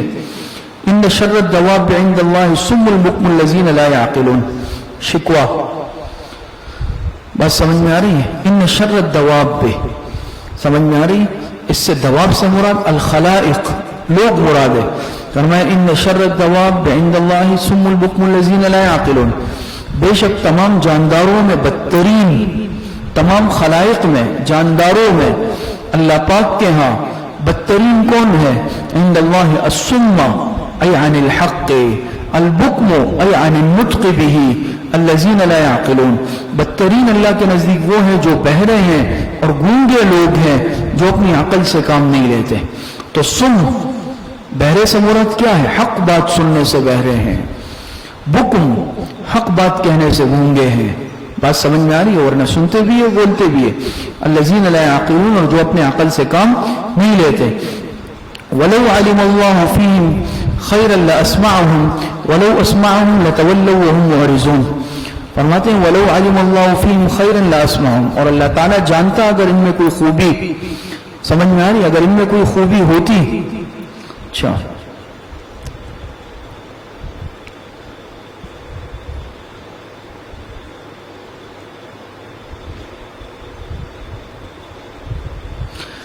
آگے فرماتے ہیں وَلَوْ عَلِمَ اللَّهُ فِيهِمْ خَيْرًا، اگر اللہ تعالیٰ جانتے ہیں ان میں کوئی خوبی لَأَسْمَعَهُمْ، تو ضرور سنا دیتا۔ ای الاسماع المفہم، ضرور سنا دیتا۔ سنانے سے مراد کون سا سنانا ہے؟ الاسماع المفہم، سمجھ میں آ رہی ہے؟ وہ سماع جو مفہم ہو، سمجھنے والا ہو، سمجھ میں فائدہ مند ہو۔ اور وَلَوْ أَسْمَعَهُمْ، اس سے اسماع مجرد مراد ہے، اس سے اسماع پہلے والے اسماعہم سے اسماع مفہم مراد ہے، دوسرے والے اسماعہم سے اسماع مجرد مراد ہے۔ وَلَوْ أَسْمَعَهُمْ لَتَوَلَّوْا وَهُمْ مُعْرِضُونَ، اور اگر اب سنائیں ان کو تو کیا ہوگا؟ وَهُمْ مُعْرِضُونَ، تو وہ ضرور بھاگ جائیں گے بے رخی کے ساتھ۔ یا ایھا الذین آمنوا استجیبوا للہ، قانون جہاد نمبر 3، قانون جہاد نمبر 3۔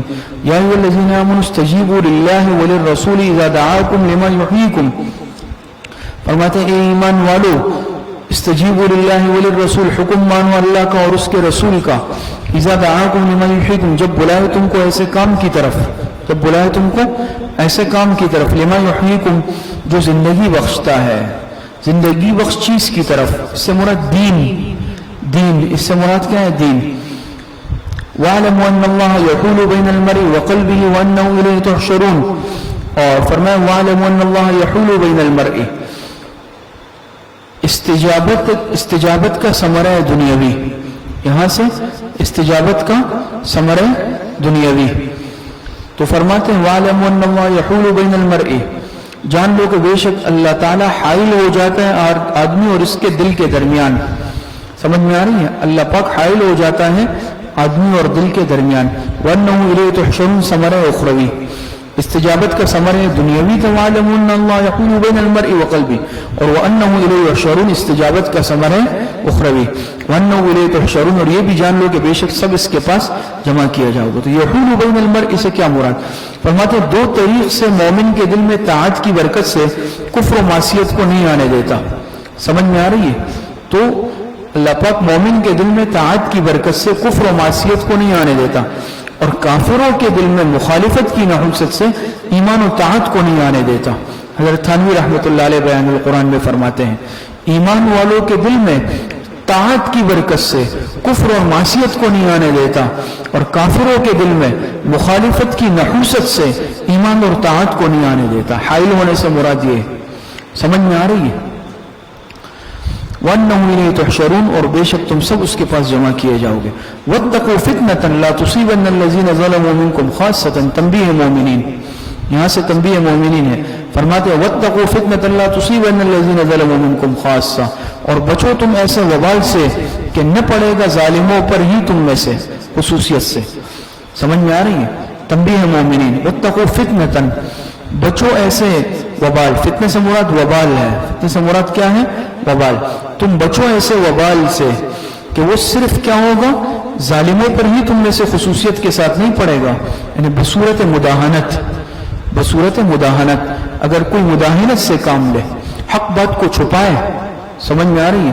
وَاعْلَمُوا أَنَّ اللَّهَ شَدِيدُ الْعِقَابِ، اور خوب جان لو کہ بے شک اللہ تعالیٰ بہت سخت سزا دینے والے ہیں. مداہنت کہتے ہیں کہ حق بات کو چھپانا، دین کی بات کو چھپانا. وَاذْكُرُوا إِذْ أَنْتُمْ قَلِيلٌ مُسْتَضْعَفُونَ فِي الْأَرْضِ تخافون أن يتخطفكم الناس فآواكم وأيدكم بنصره ورزقكم من الطيبات لعلكم تشكرون. تذکیر بآلاء اللہ اور ترغیب جہاد.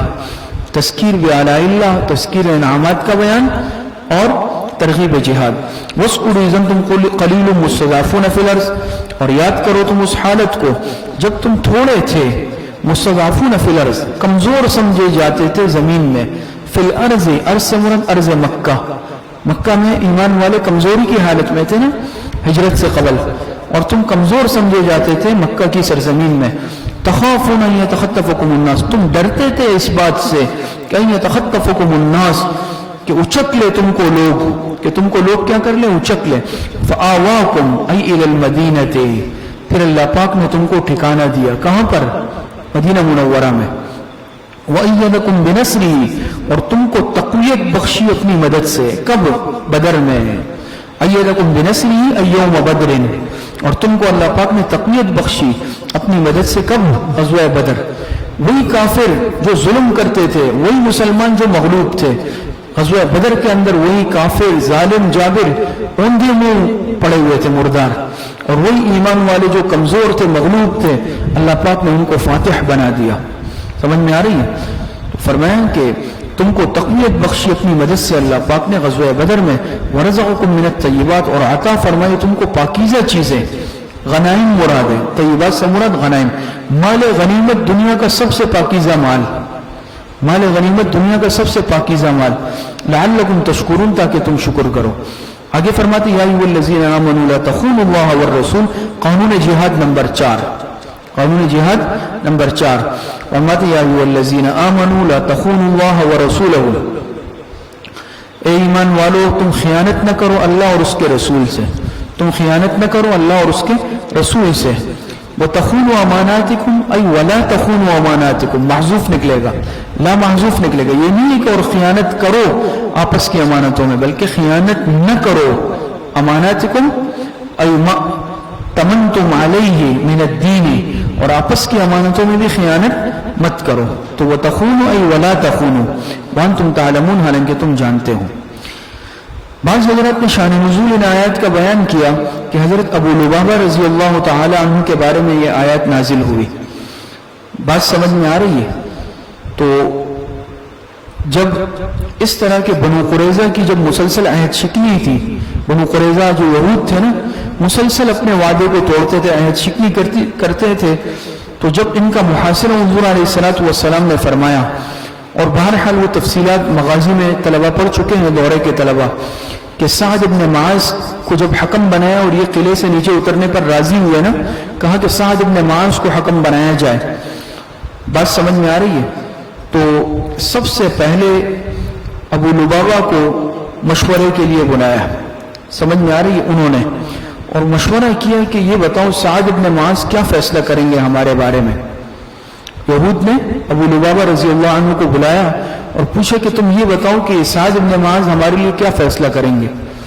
تو ظاہر بات یہ تو ایک امانت تھی، یہ تو ایک راز تھا، لیکن ابو لبابہ کو ان پر رحم آیا اور انہوں نے ایسے اشارہ کیا خالی گردن کی طرف کہ چھوڑیں گے نہیں، تمہیں ذبح کریں گے، یعنی قتل کی طرف اشارہ کیا. لیکن پھر نادم ہوئے کہ یہ تو ایک راز تھا، میں نے اچھا نہیں کیا، اور سزا کے لیے اپنے آپ کو مسجد نبوی کے ستون سے باندھ لیا.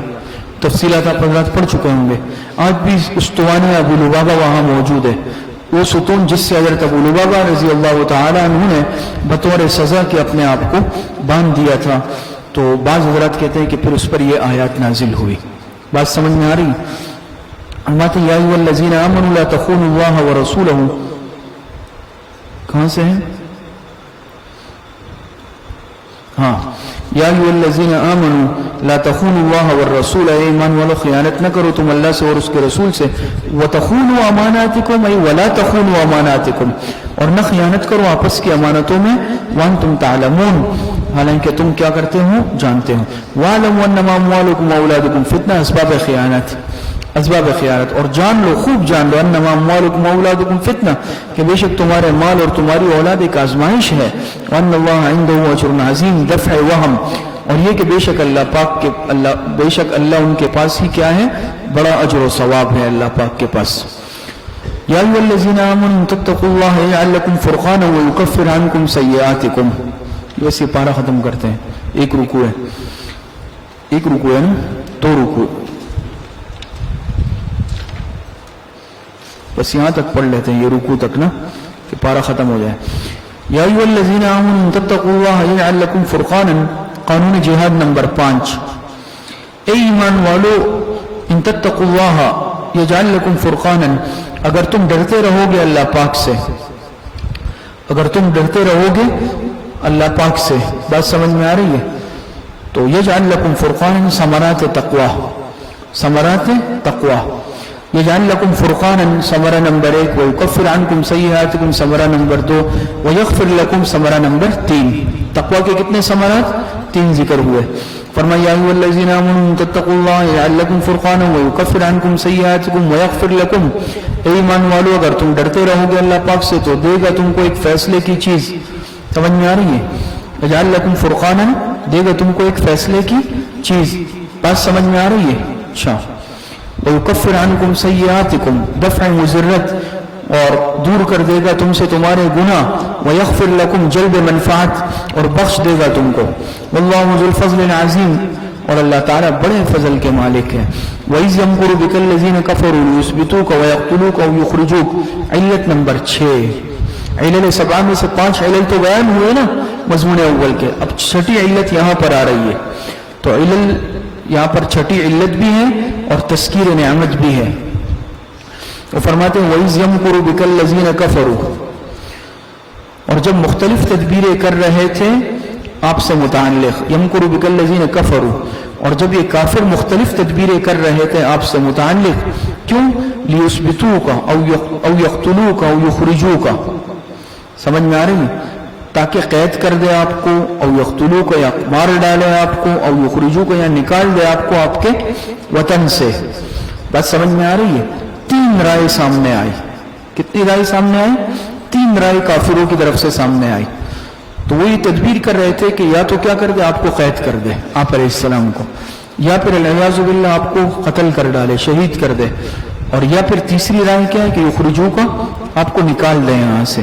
تو فرمایا کہ جب تدبیریں کر رہے تھے یہ کافر آپ کے متعلق تاکہ قید کر دے آپ کو نمبر 1، او یقتلوک رائے نمبر 2، یا آپ کو مار ڈالے، او یخرجوک رائے نمبر 3، یا آپ کو نکال دے آپ کو آپ کے وطن سے، وَيَمْكُرُونَ وَيَمْكُرُ اللَّهُ، ایک طرف وہ اپنی چال چل رہے تھے اور دوسری طرف اللہ پاک تدبیر کر رہا تھا، اللہ پاک کی تدبیر ہر چیز پر غالب ہے، واللہ خیر الماکرین، اور اللہ پاک سب سے بہتر تدبیر کرنے والے ہیں۔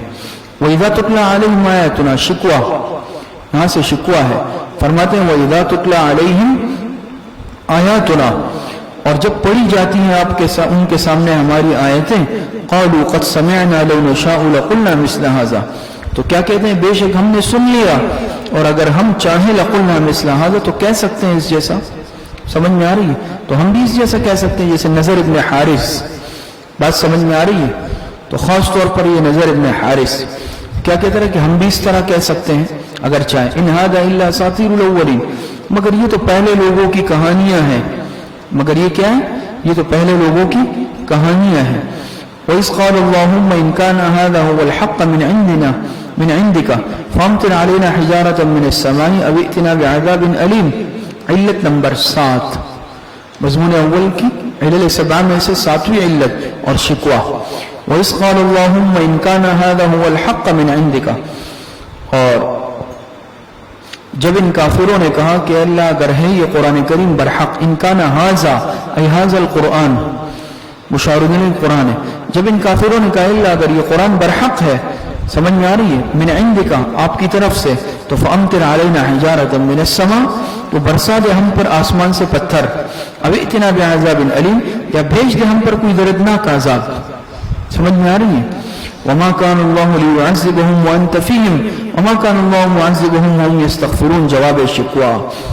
لیکن عذاب نہیں آیا، اجتماعی عذاب اللہ پاک کی طرف سے. یہ دو معنی موجود تھے. کتنے؟ دو معنی تھے عذاب سے. تو وما كان الله ليعذبهم وانت فيهم معنی عذاب نمبر 1. وما كان الله معذبهم وهم يستغفرون معنی نمبر 2. اللہ پاک کا عذاب نہیں آیا نا ان کے مانگنے کے باوجود، اجتماعی عذاب تو نہیں آیا سابقہ اقوام کی طرح. دو معنی موجود تھے. کیا تھے؟ اس لیے دیکھیں وما كان الله ليعذبهم جواب شکوہ، اور اللہ کی یہ شان نہیں کہ ایسا عذاب دے خارق عادت مراد ہے، ورنہ تو اس طرح تو عذاب آئے ہیں بدر میں، احد میں، تبوک میں، سب میں ذلیل و رسوا ہوئے. قحط کا عذاب بھی ہے، لیکن جو خرق عادت جیسے سابقہ انبیاء کی قوموں پر آیا اس طرح کا نہیں آیا. دو معنی تھے. کیوں؟ اس لیے وما كان الله ليعذبهم وانت فيهم، اللہ کی یہ شان نہیں کہ ایسا عذاب دے ان کو جبکہ آپ ان میں موجود ہے. حضور علیہ الصلوۃ والسلام کی ذات گرامی کا موجود ہونا یہ ان کے لیے عذاب سے مانع تھا. وما كان الله معذبهم وهم يستغفرون مانع نمبر 2، اور نہیں ہے اللہ عذاب دینے والے ان کو اس حال میں کہ وہ استغفار کرتے ہوں. کیا کرتے ہوں؟ وہ استغفار کرتے ہوں. تو علماء نے لکھا، حضرت تھانوی رحمۃ اللہ علیہ نے بیان القرآن میں لکھا کہ استغفار کفار دنیا میں نافع ہو سکتا ہے. ہو سکتا ہے یہ استغفار کرتے ہوں، توبہ کر لیتے ہو بعد میں، تو وہ ان کا استغفار کرنا عذاب سے مانع بن جاتا ہو. آخرت میں نافع نہیں ہے، آخرت کے لیے دنیا میں نافع ہو سکتا ہے. حضرت تھانوی نے لکھا، اس آیت سے پتہ چل رہا ہے وما لهم الا يعذبهم الله وهم يصدون عن المسجد الحرام وما كانوا اولیاء. یہاں سے فرماتے ہیں وما لهم الا يعذبهم الله، اور کیا خوبی ہے ان میں، کیا خوبی ہے ان میں کہ نہ دے عذاب ان کو اللہ کچھ بھی. يعذبهم سے عادی مراد ہے، عذاب عادی. اور کیا خوبی ہے اوپر دے کہ وہ عذاب سے مراد خارق عادت تھا. وما كان الله ليعذبهم سے خارق عادت عذاب وہ الگ تھا، اور وما لهم الا يعذبهم الله سے عذاب عادی مراد ہے. وما لهم الا يعذبهم الله، کیا خوبی ہے ان کافروں میں کہ نہ دے اللہ پاک ان کو عذاب. حالانکہ وهم يصدون عن المسجد الحرام مقتضى نفس عذاب نمبر 1. سمجھ میں آ رہی ہے؟ حالانکہ وہ روکتے ہیں لوگوں کو مسجد حرام سے. سمجھ میں آ رہی ہے؟ تو مقتضى نفس عذاب نمبر 1. تقاضا یہ ہے کہ ان کو عذاب دیا جائے. اس کی وجہ کیا ہے کہ لوگوں کو مسجد حرام سے روکتے ہیں. مقتضى نفس عذاب نمبر 1 کیا کرتے ہیں؟ حالانکہ وہ روکتے ہیں مسجد حرام سے لوگوں کو. وما كانوا اولیاء، حالانکہ وہ اس مسجد کے متولی بھی نہیں ہے کہ یہ لوگوں کو مسجد حرام میں عبادت سے روکتے ہیں. ان اولیاؤہ الا المتقون، اس کے متولی تو صرف پرہیزگار لوگ ہیں. ولکن اکثرهم لا يعلمون، لیکن اکثر لوگ نہیں جانتے. سمجھ میں آ رہی؟ لا يعلمون، استاد صاحب نے فرمایا اپنی نالائقی کو نہیں جانتے. وما كان صلاتهم عند البيت الا مكاء وتصدية مقتضی عذاب نمبر 2. دوسری وجہ کیا ہے ان پر عذاب کے تقاضے کی کہ وما كان صلاتهم عند البيت الا مكاء وتصدية. سمجھ میں آ رہی ہے؟ اور نہ تھی ان کی نماز بیت اللہ میں مگر سیٹیاں اور تالیاں بجانا.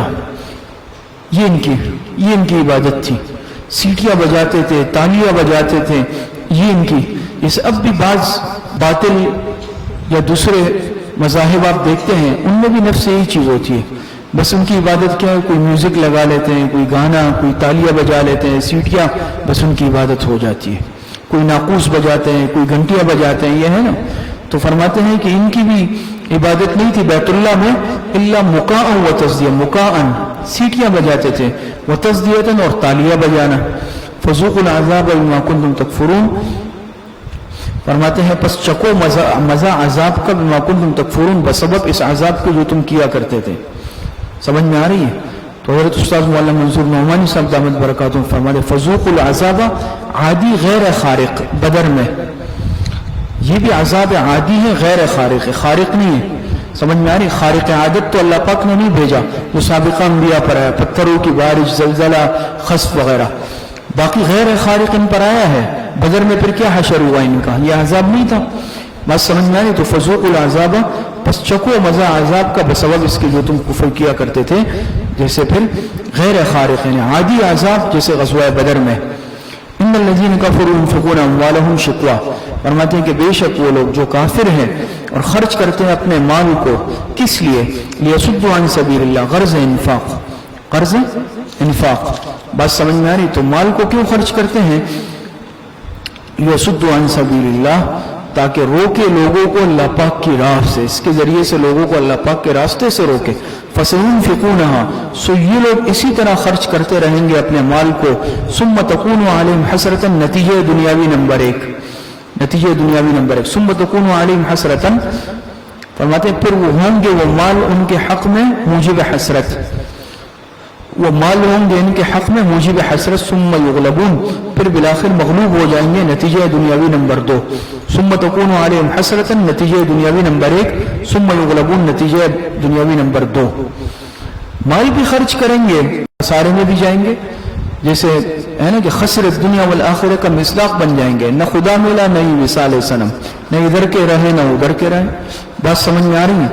تو مال خرچ کرتے ہیں تاکہ لوگوں کو روکے اللہ کی راہ سے، لیکن کیا ہوگا؟ اسی طرح خرچ کرتے رہیں گے، نہ تو دنیاوی نتیجہ نکلے گا نہ آخرت میں نتیجہ نکلے گا۔ دنیا میں کیا ہوگا کہ مال کے حق میں کیا موجب حسرت ہوگا اور بالآخر وہ مغلوب ہو جائیں گے۔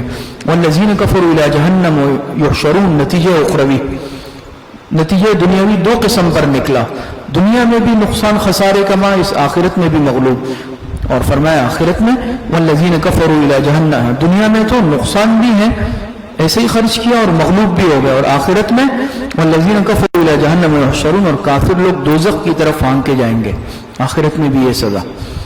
لیمیز اللہ الخبیث من الطیب ویجعل الخبیث بعضه علی بعض فیرکمه جمیعا فیجعله فی جہنم، فرماتے لیمیز اللہ الخبیث من الطیب، فرماتے ہیں تاکہ کیا کر دے، جدا کر دے اللہ پاک ناپاک کو پاک سے، ان کو کیا کیا جائے گا؟ جہنم کی طرف ہانکا جائے گا نا، کیوں؟ یمیر اللہ الخبیث من الطیب، تاکہ اللہ تعالیٰ ناپاک کو پاک سے الگ کر دے، جدا کر دے، وَيَجْعَلَ الْخَبِيثَ بَعْضَهُ عَلَى بَعْضٍ، اور کرے خبیثوں کو ایک دوسرے پر، سمجھ میں آ رہی ہے؟ فَيَرْكُمُهُ جَمِيعًا، پس ڈھیر بنا دے ان سب کا، ڈھیر بنا دے ان سب کا، فَيَجْعَلَهُ فِي جَهَنَّمَ، اور پھر کیا کر دے؟ پھر کرے اس ڈھیر کو دوزخ میں، پھر اس ڈھیر کو کیا کرے؟ دوزخ میں۔ فَيَجْعَلُ فِي جَهَنَّمَ سے فریق خبیث مراد ہے، سمجھ گئے؟ پھر سے آیت کا ترجمہ سنیے، یمیز اللہ الخبیث من الطیب، تاکہ جدا کر دے اللہ تعالیٰ ناپاک کو پاک سے، وَيَجْعَلُ الْخَبِيثَ بَعْضَهُ عَلَى بَعْضٍ، اور کرے خبیثوں کو ایک دوسرے پر، فَيَرْكُمُهُ جَمِيعًا، پس ڈھیر کر دے ان سب کا، فَيَجْعَلُهُ فِي جَهَنَّمَ، پھر اس ڈھیر کو کر دے دوزخ میں، اولئک هم الخاسرون، پس یہی لوگ کیا ہیں؟ خسارہ پانے والے ہیں۔ صدق اللہ العظیم۔